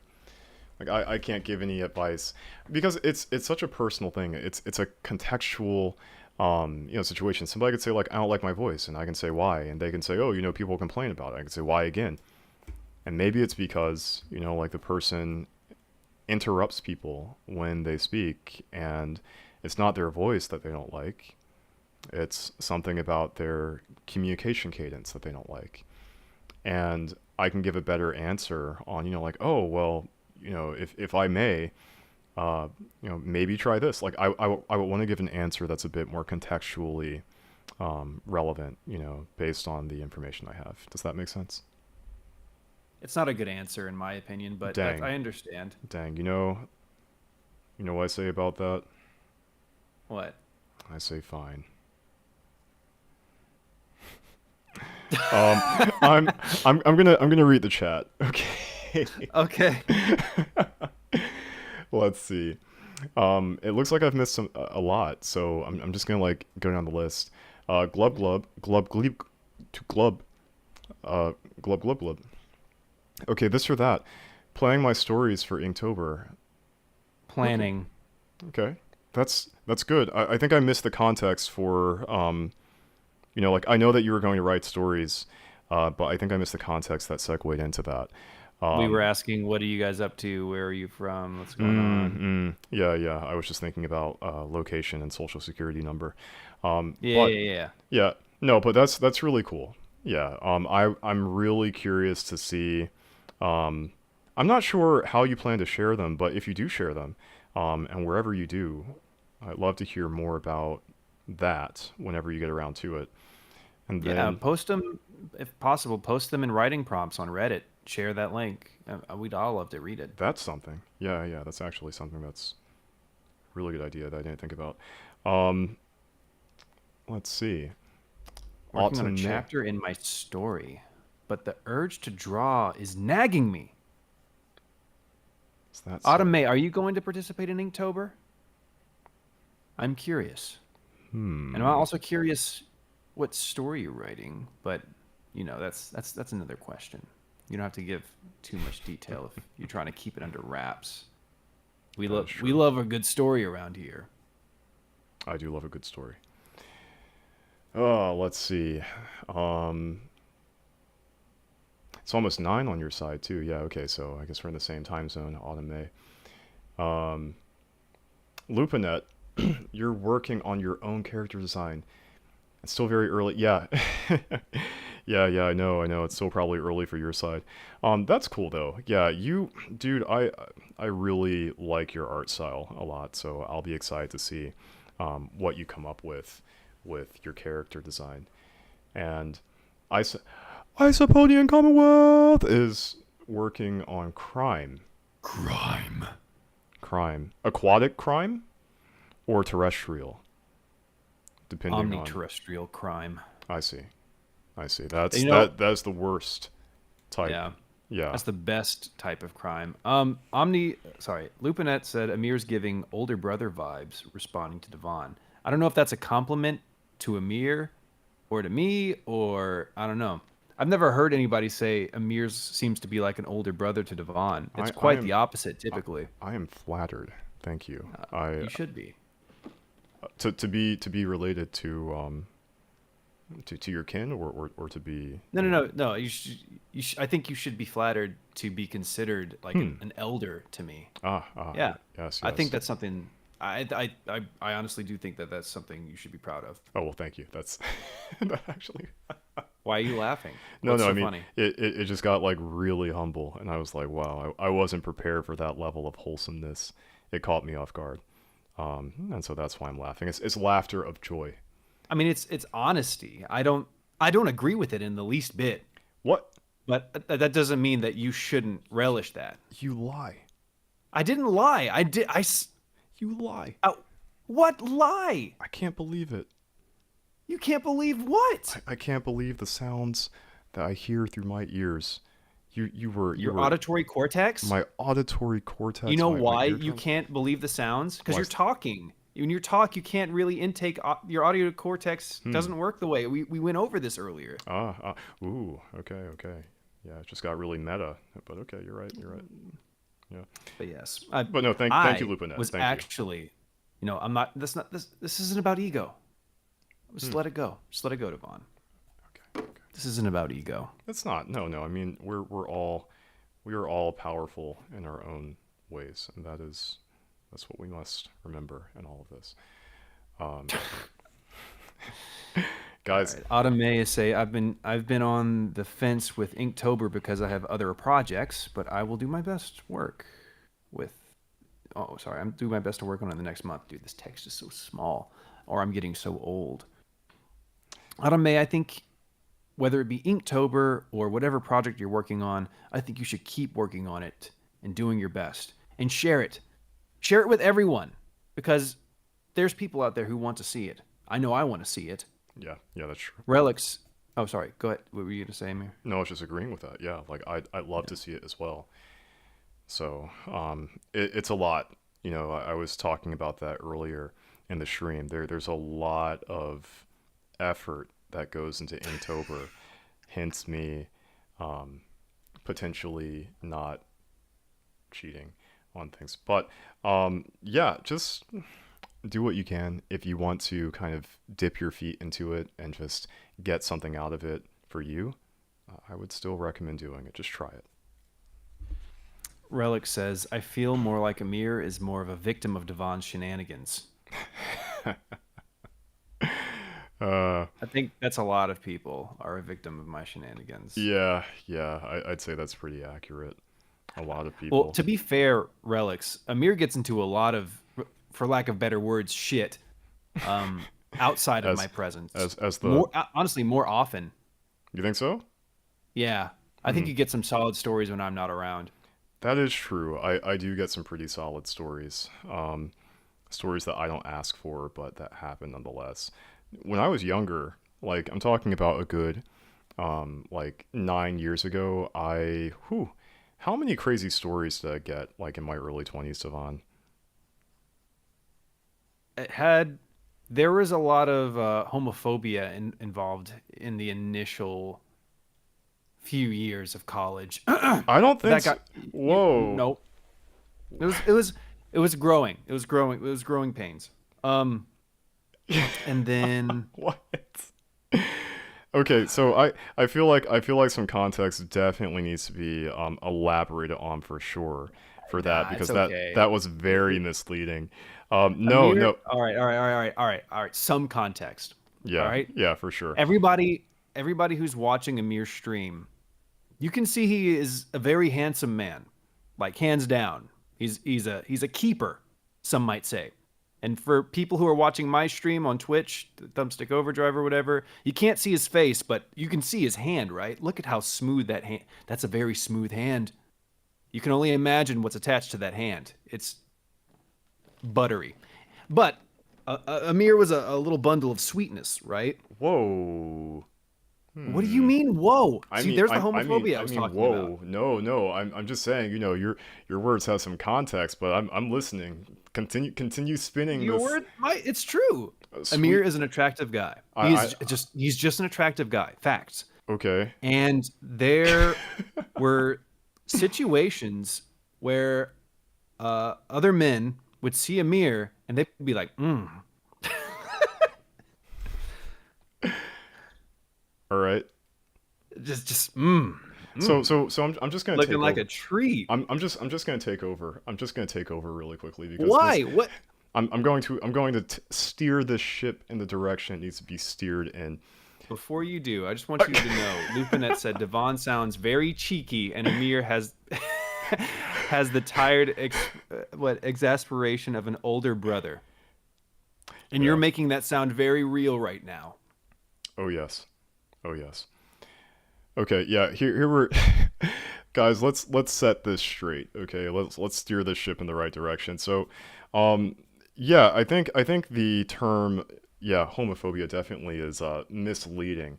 No, Bro, okay. it was more so of homophobic um, interactions in which the fear affiliated with the very aggressive individuals who, how can I Did you say? just call them aggressive? Yeah, yeah. Nate There Jones was was one. There was Nate all right, there was Jones. one. That was one, guys. Dude, That was no, one instance. that was That not. that was aggressive. That was not one instance. You, That was one aggressive instance. you What and I'm I have saying. a different history, guys. By the way, I'm gonna do a quick You're sec. saying that wasn't aggressive? No, oh my gosh, ah, I just agreed with you, and you said no, no, no. you said that was You're one. saying the Nate Jones story was not aggressive. You're There's a, saying that Nate Jones is just like I need to switch we gears so I can fill in the Amir. I don't audience. think we can tell the Nate I'm Jones not story going on to. your. Don't worry. I'm well aware of my censorship. There are some details about my life Yeah, that maybe. All right, all right, all right. So Amir on Creative Animus as a Patreon. All right, everybody, go over to Creative oh my Animus god. Patreon and join that, and we'll have an exclusive private Discord chat where we will go through the Nate Jones story, and it is worth it. It's so freaking good. Guys, Um, and- anyway, continue. for everybody who wants to hear the uncensored NC-17 wild shenanigans of my life, then come on down, subscribe to my Patreon. Come on I'm gonna make I'm going to make a tier that's dedicated for such nonsense. dude. Um, The nonsense tier. Yeah, I think that's a good name for it, the nonsense tier. But yeah, I'm not allowed actually to tell the full details of that story. But since we have been talking and bantering about this for so long, I'm at least just going to give you guys a high level overview.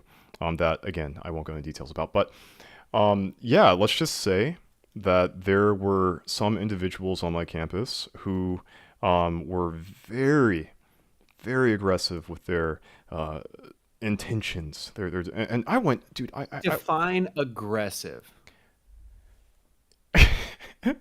You know this story. You know this story very well. If this is not aggressive, I don't know what Which is. which story? I am. We are still talking about the story time story about Nate Jones that I cannot tell on here. That was a great guys. There was a guy I'm asking you for another instance of an aggressive, like, person. Yeah, yeah. yes. Orochimaru. Now, you guys are wondering Wait, what his name was Orochimaru? this is what we called him. There's a guy on guys. There was a straight up pedo on campus. And I need to censor Called my him language. Orochimaru. I don't remember this guy. Subscribe to my Patreon. and I promise in due time I will shed light on these ambiguous stories that I cannot discuss on the channel Oh because of my god. censorship. But Okay, yeah. real quick, let's catch up in chat. Relic says, "Oh, sorry. Let's go back a bit further." Isopodian Commonwealth says he's having an ego is for those below me. I have ego because I am better. Ah. Ah. Ah, ah. That's Relic says, enlightening. I just learned to vibe with it, and he's crying right now. He's crying. I'm hoping from laughter. Autumn May says buttery like on a bagel, but I responded with popcorn, like buttery on popcorn. Okay. Isopodian Commonwealth says that you're edible. Um yeah. Yeah. Yeah. I'm sure. We're gonna. Yep. So Devante says, I feel like the word phobia is misused nowadays. This is also true, and what certain phobias were in the past have definitely changed now. Relic says, storytime tier. Lupinette says, the Orochimaru in all caps. Everyone's like, what is happening? A PD file is what we censor with now. Yeah. Yeah. So we're just gonna switch out the language with Orochimaru, and yeah, for all the questions, guys, I'm terribly sorry. I need to. Uh, This dude, we got to get this story. Autumn May says Hydra Uchiha's. Hydra Uchiha's. Dude, I did, I Face did. snaking everyone out here. He's Yeah, coming for all your Uchihas. he showed up on the campus and he was like, "I'm looking for an Uchiha." You want to share another? I have another story that we can share from our Okay, high yeah, yeah. school Let's days. let's let's This do a one's not shareable as. This one story. isn't. This one isn't homophobic. I promise. Oh my god. Amir was a very prideful person back in the day, but this also has nothing to do with pride. I'm just sharing to you guys. He was a very prideful What are person you about back to when I first met talk him. about? I am Um, just this concerned. has nothing to do with your pride. This one doesn't. Okay, All right, I okay, okay, promise. This has okay, nothing to do okay. with your pride. Okay, But okay. so back in the day, what is this? 2000 and I think 2012. Okay. Yes, we were sophomores in college at this point. I'm living with Michael, and Amir comes over, and me, him, Michael, and a couple other people were just like hanging out in my apartment playing video games. And one of our roommates who we don't like, this person's name is also Nate, different Nate. Um, they they Oh no. they come in and they shake Amir's hand. He's like, hey, good to see you. And they start talking for a while. And like, we just don't like this person because they're not nice. They're not a nice person. They're kind of sloppy. They're disrespectful, but they're also kind of oblivious about it. So it's like you kind of forgive, but sometimes it's like, dude, no. But yeah, uh, he shook Amir's hand and stuff. And we just start talking about like, man, I can't stand Nate. And so people are like, "Oh, why?" It's like this, like, what is your least favorite thing? Is like, I can't stand when he sits in the common room, with no shirt on, and this person's like, they look like they could be close to 300 pounds, Was he that big? and they're just playing games, and they were maybe not 300, maybe, yeah, because they were about 6 foot tall, Okay, maybe okay, closer to 270. There was a lot of weight. Is the point? okay. They were chonky, which I wasn't judging them for being chonky, but you can be a nice person and chonky at the same time. It's possible. But they would just sit there in the common area playing League of Legends and raging at night, Oh yeah, just he did. just screaming and getting angry because they're losing, and like, dude, it was bad. And if you had to bring anybody over, you don't know if Nate has clothes on Oh no, in the yeah. common area. Like, I Ooh. mean, the pants, but you're still shirtless, and like, it's just bad. It was Yeah, bad. yeah, yeah, Okay. yeah. Bad combination. Yep. So I say that, and then Michael, my other roommate's like, I can't stand it when Nate just comes in the room when we're playing video games and like blatantly right in front of us just reaches into his pants and starts scratching his balls. Yep. And then Amir just starts going, oh my God. We're like, what? Amir. He's like, Amir, spit it out. He's like, I shook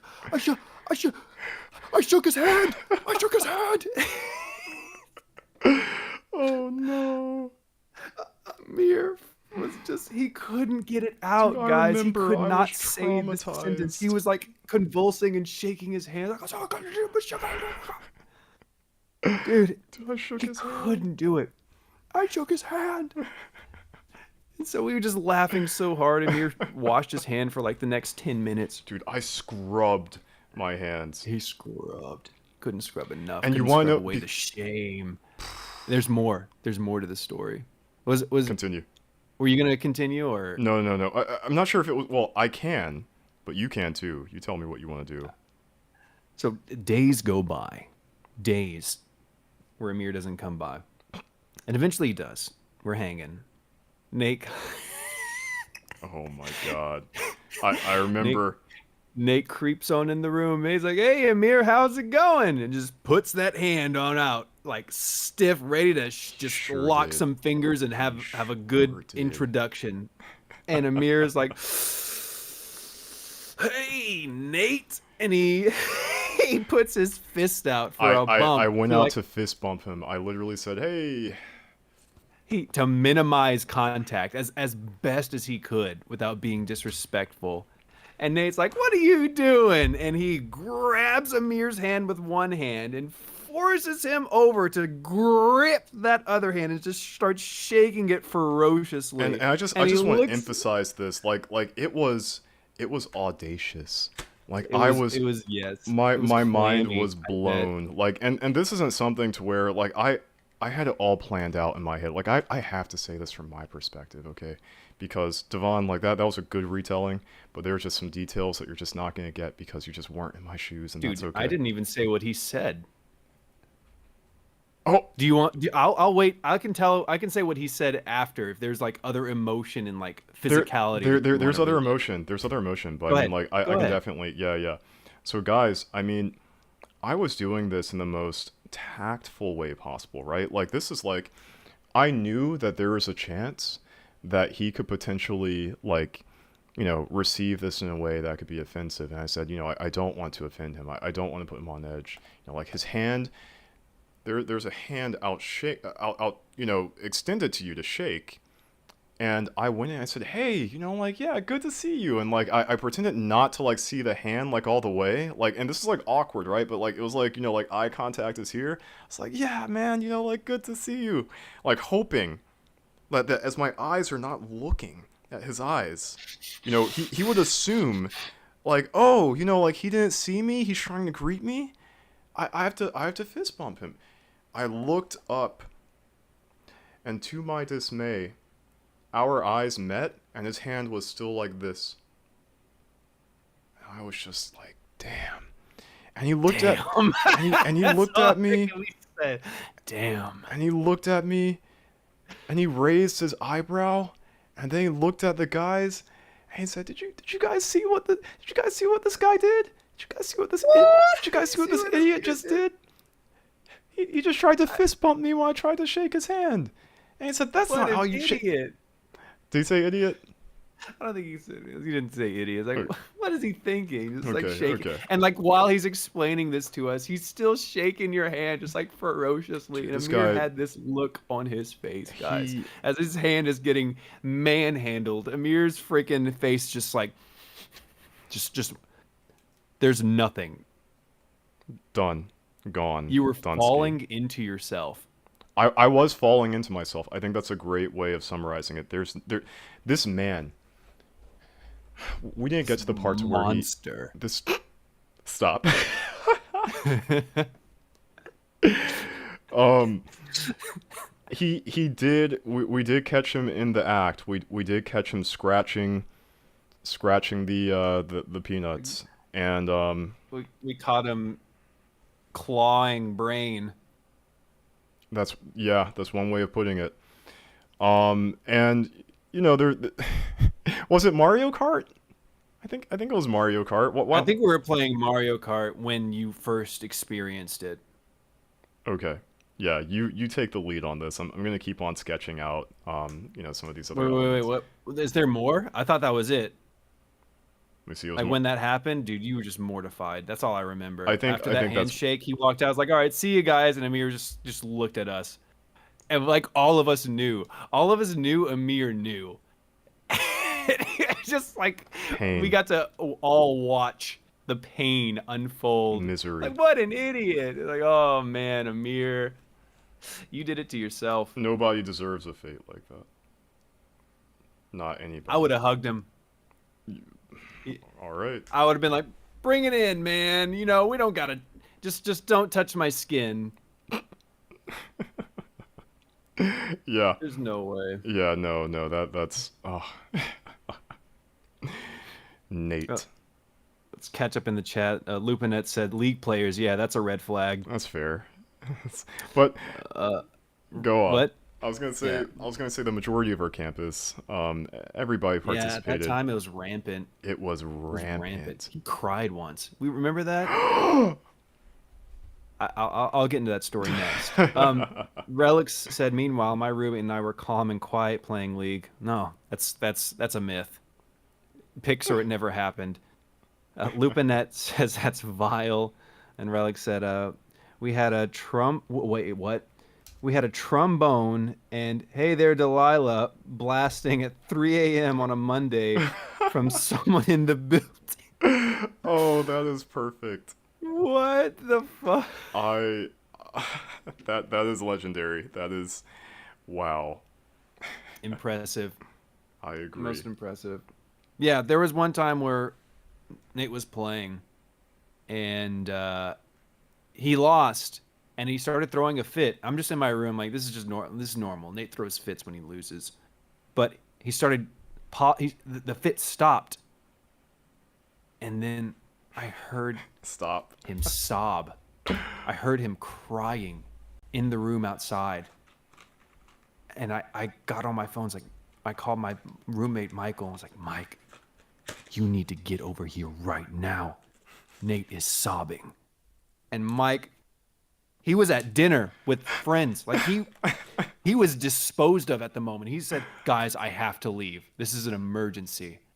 And he Oh he no. ran home as fast as he could, opened the door, said, "What up, Nate?" Walked into my room and slammed the door behind him. We just started laughing our asses off. That's not It's great, but terrible. man, That's like the terrible. wrath this person had to incur to sob that deeply over losing a game of League. Tough times. Tough That's times. tough, man. That's Yeah, tough. it's true. It's true. Yeah, guys, just it was a very serious thing on our campus, and I'm gonna take a second and just kind of deviate from the shenanigans just for a moment, um, and I'm gonna kind of zoom out and just show where we're at right now with our sketch. So this here is how things. I can't even. I'm trying to put this on the full view.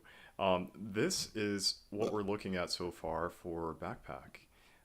And what I'm going to do off stream, not right now, but off stream, I'll put on some plants potentially, just kind of surrounding it, just a little bit of environmental art. But for now, we're about to start the fun part, the part that actually goes into the ink for Inktober. And I'm going to use these. I forgot what brand this is. This is Faber-Castell. These Faber-Castell pens to really put on the detail that I want for these outlines here. So wish me luck. We're jumping right in.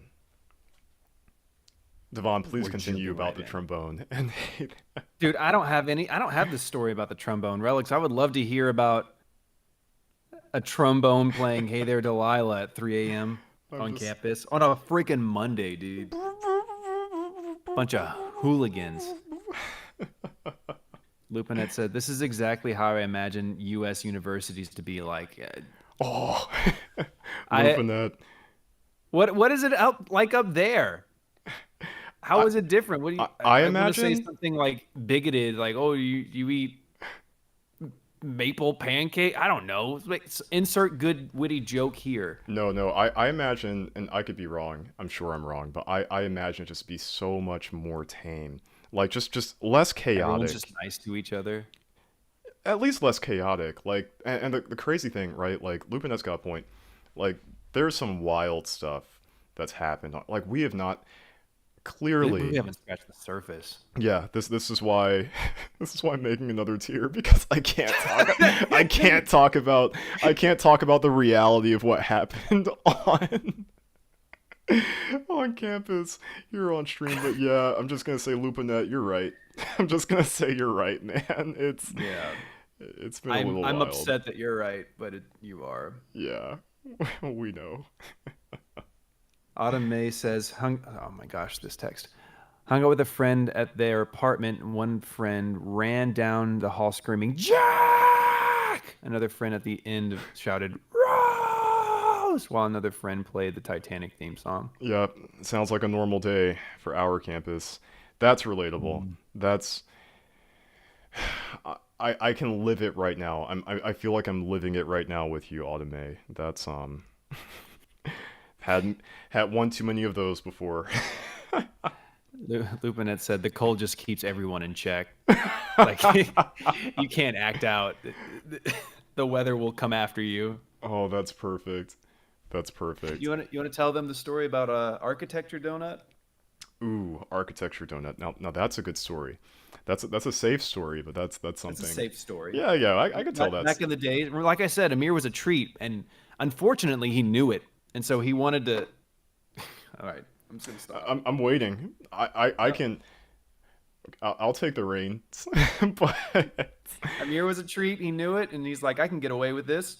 exactly, exactly, guys. I had a brilliant idea. Okay, there was a girl who I found very attractive on campus, and we shared the same. We were in a club together. We were in a club with multiple people. It was me. It was our hallway RA. We were both in the architecture program together. Really chill guy. Um, and it was Devon as well too, and a couple of other people. But in this club, I remember one day, it had to have been like maybe the first day of this club. I see this girl and Devon's next to me. I'm like, Devon, psst, hey, you see that girl? I'm like, she's gorgeous. And he's like, what do you mean? I'm like, I'm gonna talk to her. I'm gonna talk to her one day, I promise. And so one day comes, and it's the one day that we're supposed to host an event for the club. I'm like, this is brilliant. This is the perfect We're not opportunity. even, not even Amir. We were just the freaking icebreakers. We we start each session with just something. We talk about something. We do a game, or we bring donuts. That was it. That was like the first 10 minutes. Yeah. Yeah, I mean, event icebreaker. Come see, come saw. No, So it's not an event. We did this thing every week. You're making an event sounds like we did something big. okay, fine, It was fine. nothing. Teeny, We did nothing. teeny tiny social, itty bitty, eeny meeny, whatever you want to call it, right? Uh, And so anyway, it was our time to go, and it was the first time, and like for me, I'm super excited. I'm like, oh, we're gonna get Night to do it. relics. Good night, good night, relics. Thanks for tuning in. um, but yeah, I was excited. I was like, this is gonna be my chance. Like I can talk to this girl, and I've got this perfect idea. And like I'm telling Devon about this. I'm like, Devon, this is the master plan. So for this event, we're gonna go get donuts. Okay, we're gonna get donuts. And it's gonna be breakfast time. It's Donuts. gonna be breakfast time. So people are gonna be hungry. We're gonna be down on these donuts. And here in the U.S., I don't know if they have this in Canada, Lupinette, but we have Krispy Kreme donuts. It's a very popular. Freaking. Yes, yes. It is like the goat of all donuts, except it's not. Except it's not. And I'm like, here's the master plan. We're gonna wake up early. We're going to go to Krispy Kreme when the sign is still on, when the donuts are hot and fresh. You know, steaming A steaming, buns, a, glazed bun holes, whoa, hey, buns with holes. hey, Sorry, yeah. sorry Careful. Censorship for the kids. for the kids. Yeah. And so I'm like, hey, like we're gonna get these steaming, piping hot donuts. We're gonna package them in a box, and I'm going to present that box in front of everybody at the club. Okay, but when I get down to, I can't remember her name. I'm just gonna say Diana. We're just gonna call her Diana. Oh, it's a foreign delicacy, and okay, this is good to know, Lupinette. And I tell Devon, like, when I get to Diana, like, I must be the one to give her the donut. And it wasn't just any donut, right? I had this all planned out. And It wasn't just like this white donut with like sprinkles on it. There was only one donut that was white with sprinkles. hold on. Diana was in architecture. She was in the architecture program, and so was I. And I thought to myself that this is a foolproof plan to where empathetically she will appreciate what I've got in mind potentially. And so this donut wasn't any donut. This was a donut with sprinkles on it. Okay, While and the rest of us plebeians got glazed. everybody else had to get. It was a sacrifice that was worth making for the better cause in my mind. Okay, for the plan. And I was like, you guys get to have fantastic piping hot donuts, but not the sprinkle one, not that one. And so anyway, uh, Hoşgeldin Nora. We have Nora who just came into the chat, all the way from Uzbekistan. So welcome. We are just talking about embarrassing stories from my past. And so yeah, I have this plan. I'm We like, show up at this thing. We have the donuts in hand. Everyone is at the table everybody's waiting at the for us. table. Yes. And I didn't finish the reason as to why this donut with sprinkles is important. Okay. And so I decided to give this donut with sprinkles to her because she was in architecture, and the sprinkles represented angularity. And I said to myself, anybody with an eye for technical drawings and geometry would most certainly appreciate this angularity. And Devon gave me a look of some sort at the It time of me. wasn't just me is the worst part. Like you ran this by Michael too, and both of us were like, dude, I did just run it give her by. the I donut. totally ran it by Just be Michael. like, yeah, I saw this donut. I wanted you to have it. Don't do weird things. I think Michael. Amir, It's don't funny. do weird things. It's funny, yeah, because so anyway, Michael was a bit older than us, and Michael, very, keen and peel, Wise. wise elder of the campus. Michael's like, so let me finish first, okay? So I'm like, hey, this is what I'm going to do. I'm going to deliver it, and this is my plan because architecture and relatability. And Michael's like, yeah, No. no. Both of us were like, both of you were like, no. yeah, no. And I'm like, okay, all right, you guys just watch, just trust me, trust me. So morning comes. Remember, Amir was a treat. And Nora, I see it's morning for you. Ah, okay, all right, you're getting ready to go to the university right now. I'm actually talking about embarrassing stories from my university years. So hopefully this serves as something to make you laugh while you get ready for classes. So I was afraid you were going to say, I hope this is something you can relate to. I was like, no, I don't hope anyone can relate to this ever. no one can relate to this story. I promise you. All right, guys. So I need to continue.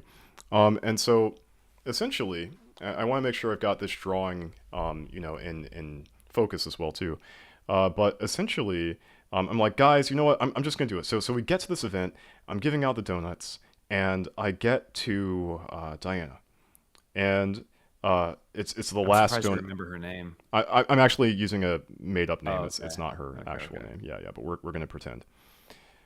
Um, and at that point, I'm kind of like nervous in my mind. I'm like, we didn't have we didn't really have many girls on the campus, and I was just a little shy.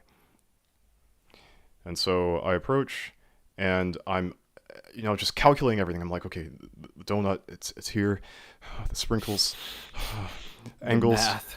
the math, the angles, 45 degree. And so I get to her, and I open up the box and I present the donut, and I say to her, like, if you guys have seen Nacho Libre before, you know the scene where Nacho approaches. It's not Chancho, but he's like, I made this especially for you. That's basically what I did. I got next to her. And I was like, hey, I picked out this donut especially for you. You didn't And say it like that, dude. You did not. I didn't say it like that. You're right. It was more You casual. remember how you said it like? I I do. I remember. do. Yeah. Okay, okay. Vaguely. I'm gonna give my rendition. You're welcome to give your rendition. Let Once me I hear finish. it. Yeah. I need to hear the honest truth. Yeah. So what I did, I had this all recited in my mind. I got on one knee. True story. No, you didn't. I didn't get on one knee. I don't recall you getting on one knee. I think I got on a knee. I think I crouched down and opened up the box. That's what I remember. I And don't remember you getting on one knee. okay. Well, one way or another, crouch down, open up the box, and I start to explain the master plan. And I say, hey, Diana, I know that you're in architecture, and in architecture, sometimes angles are important in crafting your structures and things like that. And I thought that maybe this would be important for you because the structure in architecture, and maybe you would appreciate. And I just start fumbling. I start Dude, it was fumbling. Fumble City. It Like the opposite team scored a point on you. Fumble And City. this is keep in mind, everyone. Like it's not just her who's there. This is in front of I think at least 7 other people. This He's is doing this quite in a front of few. Yeah, this all of us this is quite a in few. a in an empty like atrium. So it's just like his awkwardness echoes off the halls. Like Oh it's no. pungent. Oh no. And we all just watched it happen. And then there was like, "Oh, thanks." And then there was silence. Yes. Even though I do feel like you kind of skipped some of the contextual, but you're right. It was more of just like like I gave the spiel, and there was a pause after that. There was definitely a pause where it was, a pause of not positivity but of confusion. And I just waited, and she, like Devon said, was just like, oh, thanks. And I said, you're welcome. And I walked away in utter What do you mean you awkwardness. walked away? We had to I continue the I meeting. let me elaborate. Sorry, I didn't walk away. I walked 3 feet To in your the other seat. direction, and the end. Yeah, That that was it. that is not the end. There was silence because we didn't know what to do because we still had to sit down and actually have our meeting. Oh, okay, yeah. You continue, So please. you did that at the beginning of the meeting, Mm. and she's like, "Oh, okay," and she takes it, and then there's just like, dude, it felt like an eternity of silence after that because everyone's looking at you, and some people are probably like, "Well, where's my sprinkled donut?" Where's my sprinkles? And I had to break the silence. Like, okay, so let's get started. Like I had to save you. I felt like it was my moral responsibility to rescue you from that moment. You did in the awkward silence. And Lupanet, yes, it was cringe city. There are a couple of I think that was the worst. I think that was probably like the worst university cringe moment. Uh, but one that was memorable for sure. So that was what happened. And yeah, yeah, architecture donut. That's the name of that story. We always call it the Architecture donut. architecture donut. The architecture donut. So That was rough, dude. We tried to stop you. I couldn't be stopped. I was so sure. Amir just came out the door like suavemente, besame. No. Suave. Suave. Oh no. Yeah, I did. I did. Yeah.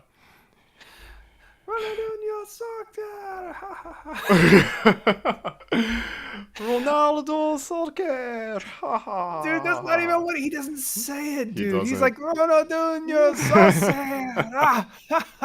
It doesn't make any sense. It Guys, doesn't make we're jumping all over the place to meme city right now. For those of you who are, we can't explain it. There's no point. I think we've got a few people who's got like Terminal some montage on the mind. yeah, some terminal montage on the mind. I think we've got a few people who have some familiarity with this content. This or that. Thank you so much. I'm glad that you think the inking is going well. This is one of my favorite parts of the process. Uh, By the way, Marsh is in the chat too. Very briefly, telling relics don't sleep ever. oh, yeah, warning. Yeah, you do want to be careful because if you're not and you're sleeping, then, well, you know. Yeah, and relics also confirmed is an insomniac, not because he has a condition, but because he chooses to be a rebel. Hmm. I see. Respectable. Definitely Respect. respectable. Yeah, Respect. I would say so. Yeah. And let's see. Seems like I absolutely gotta have a donut for uni lunch today. Yes, Nora, if you do, just everything that you heard about this story, just think about it and then never think about it ever again. And then you get that one instance, and that is it. Yeah, yeah, university years for me and for so many people at my university. Yeah, it was a hoot. Going to my university, there were quite a few embarrassing and equally hilarious stories that took place there. I was just telling the channel by happenstance that I definitely cannot talk about all of them here. But, one day soon on the Patreon, I will open up a tier and I will. The cursed tier. I, I need a title. I'll open up a tier and I'll talk about the embarrassing stories, yeah, that I was a part of, for sure. That I can't talk about here, but yes. Yeah. You guys, Isopodian Commonwealth has confirmed that sleep will continue to be optional, in case anyone was in doubt. it's an optional thing. Not for me tonight. It's also says that it's for the wicked. It's for the wicked. Sleep is for the wicked. Yeah, Rabbi, it's for the wicked. Okay, I didn't know. Isopodian struck back, saying that, wait, I thought that there ain't no rest for the wicked. Ooh, yeah, that's also a profound argument as well. Sounds like too. we're going to have to open a debate. Is there is there rest for the wicked, or is there not? Does money grow in trees? To be or not to be? This or that says yes, and money don't grow on trees. Confirmed. Okay, got it. Confirmed. Okay, good to know. Yeah, I'm glad that Do you have any? Oh, sorry. Go ahead. No, I was just saying. I'm glad that some of you are liking the inking. I think that I want to get some thoughts with regard to your take on my style. This is something that I don't think has ever really been a question for the channel, but given the fact that I'm making all of my content in the way how I'm used to, I am curious to hear what you guys think about just the overall style, the kind of techniques that I use, the visuals, how they represent. Like, to be a little bit more specific, I think I mean that there are a lot of world builders, and there are a lot of different styles that you're going to find on YouTube, which really tell some very impressive and amazing stories, really immersive stories. I just want to see maybe what you guys think in general about just this. Do you think that Taylor over at the Stupid Hour Hmm. is going to do Inktober? I'm gonna link I Stupid Hour as well. Yeah, please do. Um, I can't link it in your chat, friend. I'm sorry. oh, really? I can't. I don't know if I can get super admin for your channel or something, but I can't post links. Okay, no worries, no worries. I'm going to post something in a second for the channel, Oh, but I said specifically about friend. Sorry, friend. I can't do that. Sorry, chief. that. Sorry, Chief. It's not happening, No Chief. can do. Give me 1 second. Guys, I'm going to share um, my friend's work, my friend and colleague's work. Some of you guys are familiar with it already. The Stupid Hour by Taylor. He, the question was whether or not I think that he's Taylor going Buck Art. Taylor Buck art. I don't know if he's going to do Inktober, as a matter of fact. Um, I kind of want to see. Can you imagine the things he'd draw?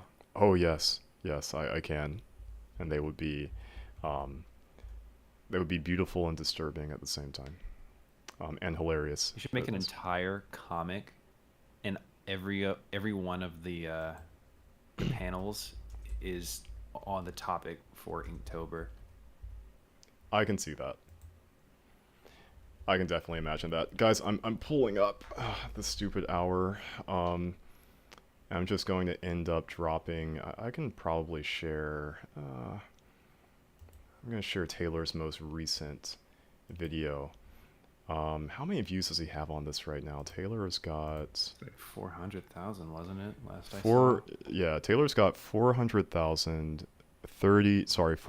432,000 views Yeah. on the Night of the Gangachu.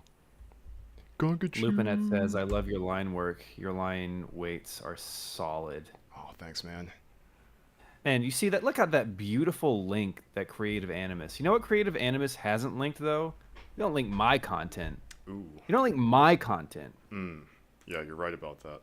Devon, why don't you let me ask you this question. Like on a serious note though, did you it's still goodness, thumbstick overdrive right now. It's not Devon Williams' voice. Y- it is not Devon Williams' voice, not Okay. yet. Okay, not yet. But Not don't yet. worry, I'm being facetious, if that's the Yes. right word here. It probably isn't. Don't worry about I it. think it's the right word. No, I think you're.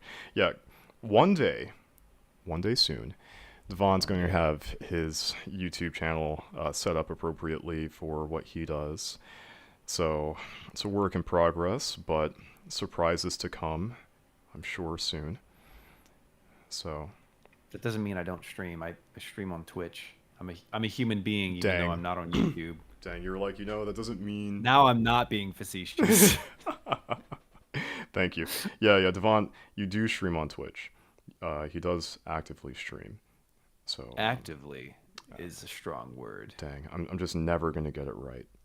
No, it's you never know, gonna I'm be. just being I'm being detrimental at this point. We're good. You are correct. Thank you. Let's Thank talk about the Stupid Hour though. you.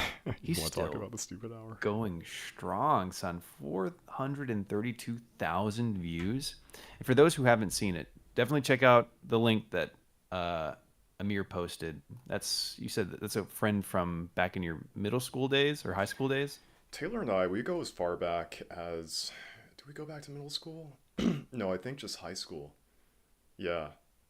Yeah, but Taylor and I, we went to the same high school. We went to art high school together. And yeah, like Devon was talking about, we do go pretty far back. I was saying that Taylor, for those of you who are, excuse me, familiar with his work, he specializes in just like just Goofy. goofy is the best word. Goofy, Irresponsible irresponsibly. shadings. Thank you. And, you know, that style actually goes as far back as probably middle school and definitely high school for me, but he would get me in trouble, guys. Taylor would get me in trouble. Like, not on purpose, but like his comics, like he would do hand drawn comics in class. Like he'd either do one of two things, I think. He would go home and make a comic, or in real time he would do like a quick comic in class of like a teacher or something and like just like make him say some stupid shit. But um he would put it like in front of me, or like, you know, Mike, Yak of Art, they would be laughing sometimes in the background. And, you know, for me, I'd be curious, I'd be like, guys, psst, hey, what are you guys laughing at? Hey, can I see? And, you know, I take a You got look. like the second hand laugh. Secondhand laugh. Straight up secondhand laugh. You know, psst, can I see? And, like, you know, I take a look, and it's just like the dumbest shit. Like, if you guys have watched his channel, which I'm sure some of you have, it was that same thing just back then. And I couldn't hold it in, so like I would die of laughter, and I'd be crying in tears, and the teacher would just say, you know, Amir, you know, get out. I'm like, you know, you got freaking ISS. I don't think ISS was a thing in Baltimore. It wasn't called ISS, it was something else, but yeah. Called the pan. It was called the pin. You got 50 minutes in the pin. Squeak. I used to be so afraid, guys. I think to myself, like, this is gonna stick on my permanent record. Oh my god, I'm never gonna get a job because I laughed too hard.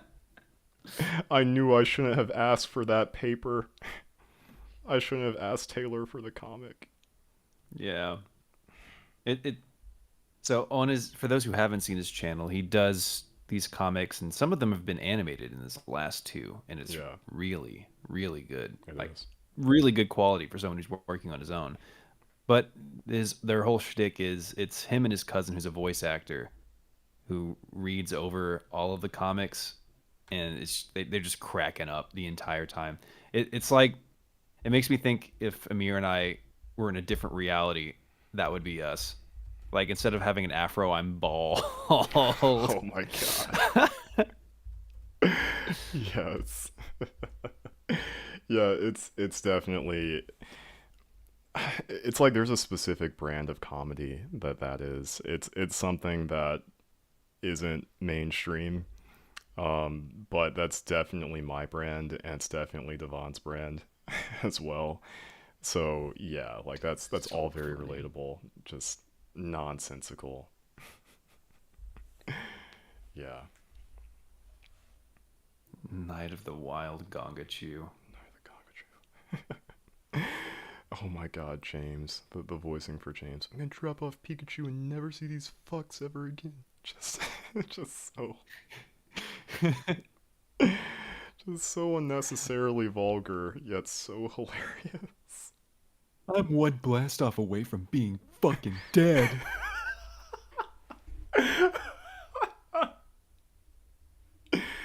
Yep, you can't ask for anything better, that's for sure. Dude, the freaking face.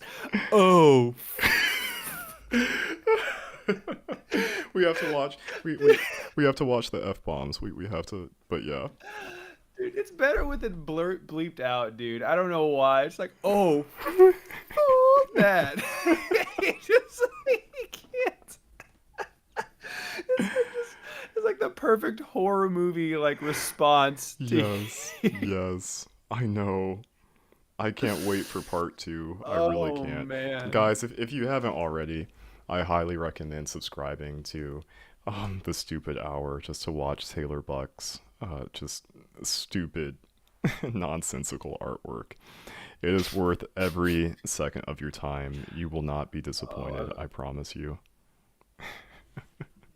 so what's the next video we can expect out of you, Amir? I think the next video is going to be not only a process video for this, but just kind of talking about, I'm going to say the technology of Animus, but specifically something related to this backpack. I don't know what just yet, but definitely something related to that. And the theme that you should expect going forward for these next videos is just going to be kind of like a nice hybrid between my world and kind of Jake Parker's with regard to Inktober. So there's a prompt list. I'm going to kind of show you guys once more the prompts for this year. I'm not going to promise that I'm going to get all of these done. As a matter of fact, I don't think I will. But you can expect that there will be some intersect between one of these words per video and something else within the realm and the happenings of Animus. So yeah, that's what I'll say. Yeah. If anything, it's a good excuse to make more content, not only for your Yeah. channel, but also to inspire yourself for your own novel. Multitasking. I'm thinking so too. Yeah, it's a nice, convenient Oh my intersection. gosh, Maurice Williams. What? I just wanted to say what's up to my boys. Yo, Mr. Williams. Papa Dubs is in the house. Welcome to the stream. No, it's good to hear from you. Yeah. Guys. Papa Dubs doesn't even join my streams. He's Dang. more loyal to you. Dang. Well, that's my father, guys. Yeah, Maurice Williams. Yeah, just a heads up, like Devon said. Yeah. Be on your best behavior. He spanks. Yep. No more F-bombs. No more no more F-bombs. yeah, guys. Censor the language here. No, Ain't it past your bedtime? What did Isopodian Commonwealth say? He said Fuvioli ravioli. Fuvioli ravioli. Fuvioli ravioli. Yeah. Give me the formioli. I picture a couple thousand isopods just Fuvioli ravioli. I still imagine the glub. Or that too. Yeah. It's interesting that the son fell asleep and the father rose. Wait. What? That's very poetic. Relics went to sleep and Maurice arrived. Ooh, I see what you mean. Yeah, that is poetic in its own right. Yeah. Guys, I just want to say something, by the way, too, for the record. Mr. Williams, Maurice Williams in the chat, he makes some of the best pancakes. That's what everyone says. I just in case you were wondering, make some of the best pancakes in the world. So, shout out to that. Pancakes. Shout out to Papa Dubs pancakes. Oh yeah, definitely. Can't go wrong with those. So, literal celebrities have complimented Father's pancakes. Dang, you're right. Yeah, actually, you're right. Clint is a celebrity, and he's like, "Hey, that guy's pancakes. Can't go They're wrong. good. Yep. Can't go wrong. It's nothing better than waking up on a nice Sunday Saturday morning or having Sunday. some Papa Dubs pancakes." Didn't we? No, we didn't get pancakes before we went parkouring. Punisher. We got them after. We had to lick our wounds. Oh yeah, we sure did. Yeah. We have to go early in the morning to avoid the kids. Oh my gosh. Yeah, we've done some just reckless This or that things. says recites an extremely lengthy and vulgar rant about controversial topics. This or that, keep it somewhere where it's more appropriate. Do you kiss your mother with that text? Automay says, where can one acquire these legendary pancakes? Ooh, that's a good question. Yeah. Well, there is an address that we cannot give out on the stream, but perhaps one day, Devon, perhaps one day your father... Cooking with Papa Dubs tier in your Patreon? I don't know. That's, maybe? Dad, you're kidding me. It's Tuesday. Go to sleep. He said, I still have bourbon in my glass. Oh, no.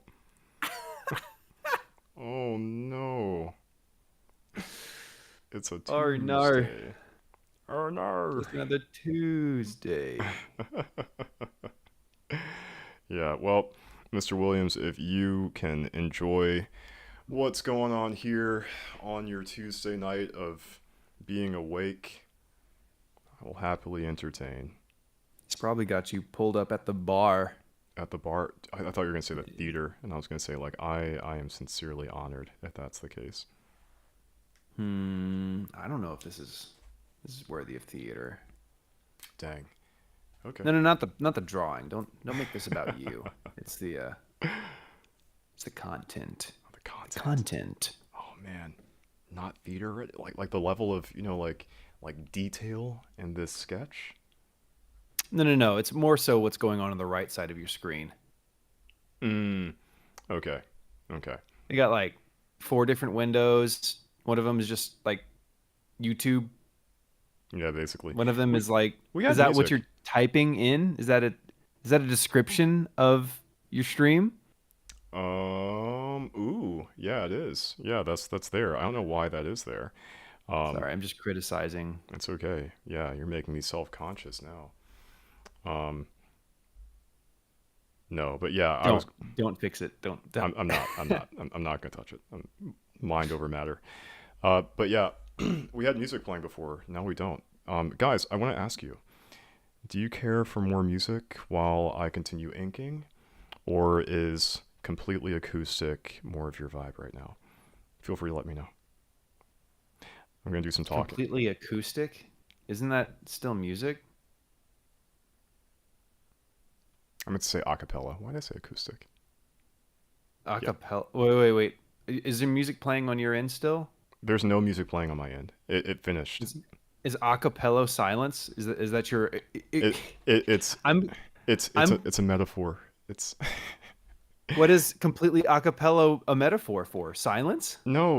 Like if there's a song that's playing, oh my gosh.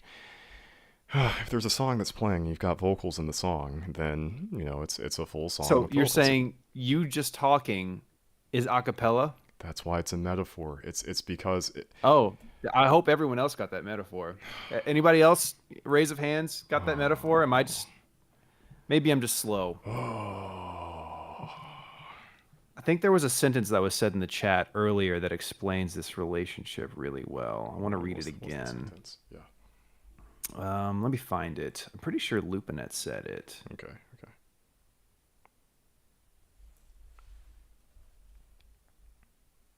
I don't think I can scroll back far enough. Something about me being cheeky.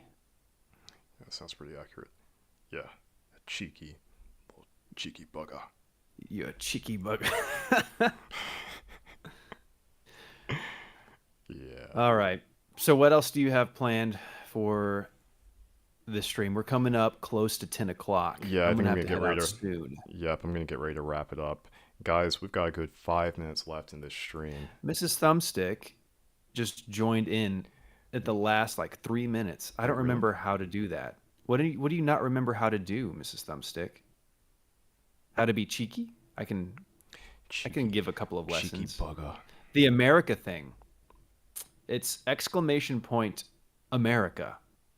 What? And I'm sure your channel is confused. I have commands where if somebody sends exclamation point America in my chat, someone screams, "Living in America!"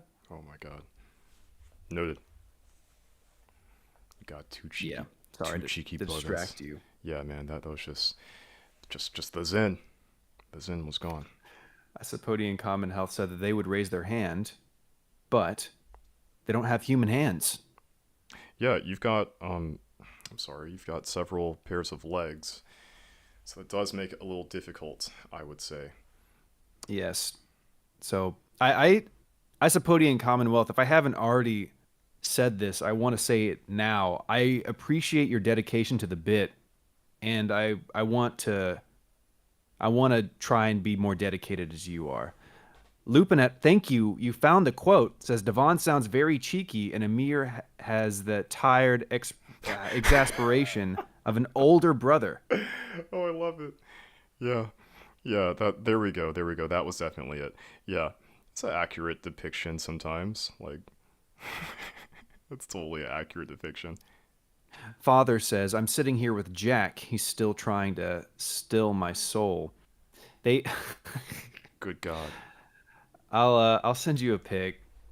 I don't know if you're capable of viewing pics at this moment, but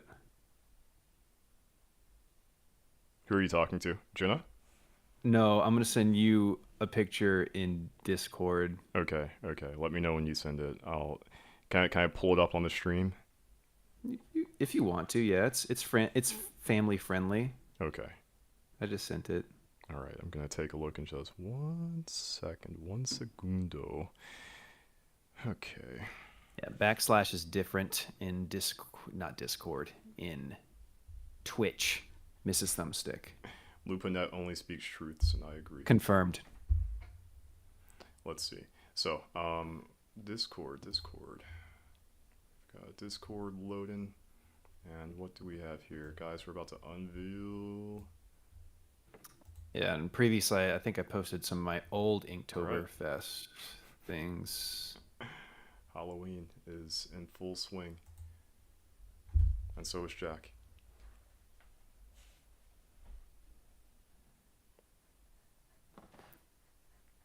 Oh, there it is. What's that? I can see it on your stream now.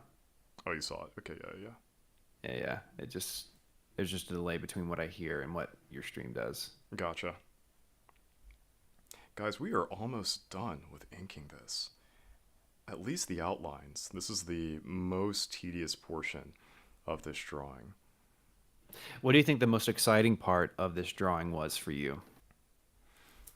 I think the challenge in itself is, like, not to sound like as cliche perhaps as this may sound, but in all sincerity, I think the challenge is probably the most exciting part in itself because yeah, like I said earlier in the stream, I too kind of like read the prompts for this year and thought that this would be very difficult to fit into Kinix and the world of Animus and the YouTube channel, etc. But I like how this is coming out. I personally don't know how many people are kind of, really diving outside of the box. I'm sure there are many with regard to this year's Inktober prompts list and things of that nature, but I do feel like this is just more of an unorthodox take toward the prompt and the theme. So, yeah, I'm happy about that. Like, even if there are, like wilder ideas, which I'm sure there are, that artists have, I'm not going to get caught up in the kind of like, comparing myself to somebody else's work. But for my work, for my goals, I'm pretty content with where things are going. As you should be. Oh, I mean, thank you. look at this content. What would you say about this content? I mean, how would you say? Let me It's ask got you. such bold lines. Oh, well, thanks, dude. Yeah, it really means a lot. Were we going to ask? I was going to say, if you were doing this, if you were doing, your own, like, you've seen the prompts. I'm going to pull the prompts back up again. Like, I'm still looking at these, and I'm going to be perfectly honest. I'm still kind of trying to figure out how to do a lot of these. But would you say But that you want my opinion on what to do, like incorporating it with Kinix? I'd love to get your thoughts on that, but I'd also like to just kind of overall hear your first impressions on the list itself. Like, if you were trying to fit this into something that you would do, something that's like not just your typical kind of REI, set of drawings, do you think you could think about something? Do you think it would be a little bit more challenging? Like, what's your overall take on this prompt list? It's kind of the first question. All right. If like what I would do for backpack, Sure. Yeah, for backpack, for, a lot of these. if I had the artistic and creative genius to draw something, I would draw what looks like a pack that has legs, Mm-hmm.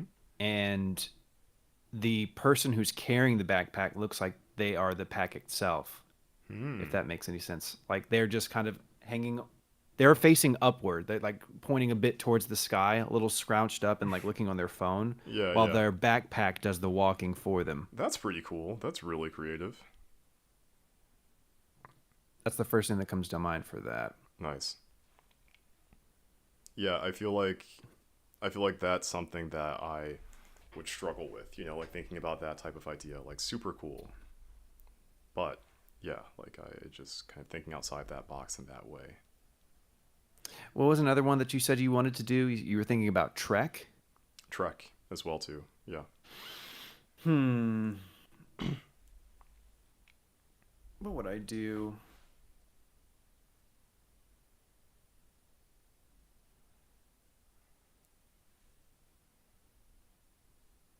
What would you do? I the first thing that comes to mind is some kind of muddy path Hmm. that has footprints in it, and there's a little kid that is trying to follow that path. Hmm. I don't know how I want to build it out, but it's something where the idea is a child following in an elder's footsteps kind of vibe, Got it. but not seeing where they went, where they ended up. Okay. Okay. That's cool. I'm thinking about something similar. Yeah, kind of just more of a maybe generic kind of Trek. But again, just within like the inner workings of animus and things of that nature. Mrs. Thumbstick just hit me with a Kirby high. Oh, that's a pretty noteworthy high to receive. It was loud. It's so loud. My stream's so loud. I gotta actually wrap this up, son. It's okay. Getting I'm getting ready to wrap late. it up too, guys. On that note, let me just zoom out for a second on what we have and where we're at. Give me 1 second. This needs a little bit more love on that corner right there before I close the stream. 1 second. Bada bing. It's never gonna end, guys. That's how he gets you. He tells you it's going to end, and then he streams That for another never 10 does. hours. That never does. And by the time he ends the stream, he starts the next one. He doesn't sleep. You're stuck here forever and ever. Okay, guys, I'm gonna zoom out. I'm kind of content with where this is going. It's at a decent enough place for the night. And so what's going to happen is that I'm going to continue doing some more work on this offline. And hopefully for the next video, we see a nice debut for this guy somewhere in it. Maybe before I get to the next drawing, we're going to see.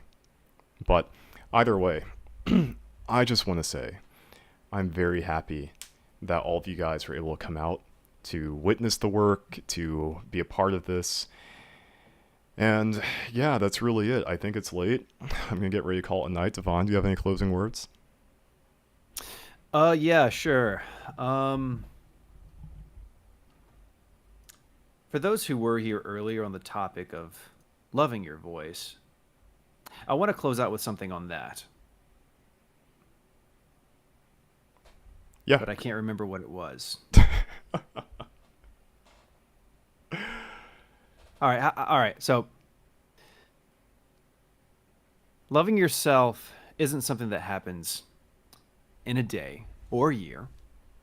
And learning to love yourself doesn't mean you're going to love yourself forever with no effort. It's something that takes constant work. And it is something that is very, very worth it. So I think that you all should practice making better love with yourself. And remember very vividly that no matter who you are, whether you know it or not, you do have someone who loves you. You are capable of being loved and therefore are capable of loving yourself. So keep that in mind in the future. There are about 13 of you watching from Amir's stream. There's a couple of watching on mine as well. Thank you guys so much for spending so much time to just hang out with us and chat about embarrassing stories from college and see bold lines getting drawn on bolder lines. It's been a thrill, and I'm glad that we could have this fun little night with you guys. I hope that you can come again next time, and we can share, if not only in other drawings, but other philosophy and therapy sessions. Oh, yeah. So yeah. Definitely. Yeah, likewise. So, guys, thank you for tuning in. We'll have more of this coming up soon. And until next time, guys, Have a good night. Well, What? I guess I should plug too, since you're not going to plug for me. Oh. Okay. Plug. Plug away. Thumbstick Overdrive. Thumbstick Overdrive. That's where you can find me on Twitch. On Twitter, I am Devon Williams VA. That's where I post my voice acting stuff. And those who didn't know, I am a voice actor. I love voice acting. I love giving life to different projects. And if you have a project that you want this voice acting for, I am here for you. Very true. Drop me a line. Yeah, guys, That's just as a heads up, thank you. And Devon's actually exceptional at doing this. He's done several projects for me, some that I've shared on the channel, some that I have not. He is, like I said before, he's phenomenal. You guys have heard his voice all night, or at least all stream so far. Highly recommend him, and those are his channels. So, with that being said, did I miss anything, Devon? Are we done? Did we cover all the bases? I think we covered everything. But I think we covered enough. okay. I think. Okay. I don't know. If anybody thinks that we didn't cover enough, just join the Patreon and make a recommendation. Yeah. All right, guys. Much love. I'm gonna get ready to end this. So until next time, take care and cheers. All right. Thanks, everyone. I'm gonna close a mirror stream and close that chat. And I guess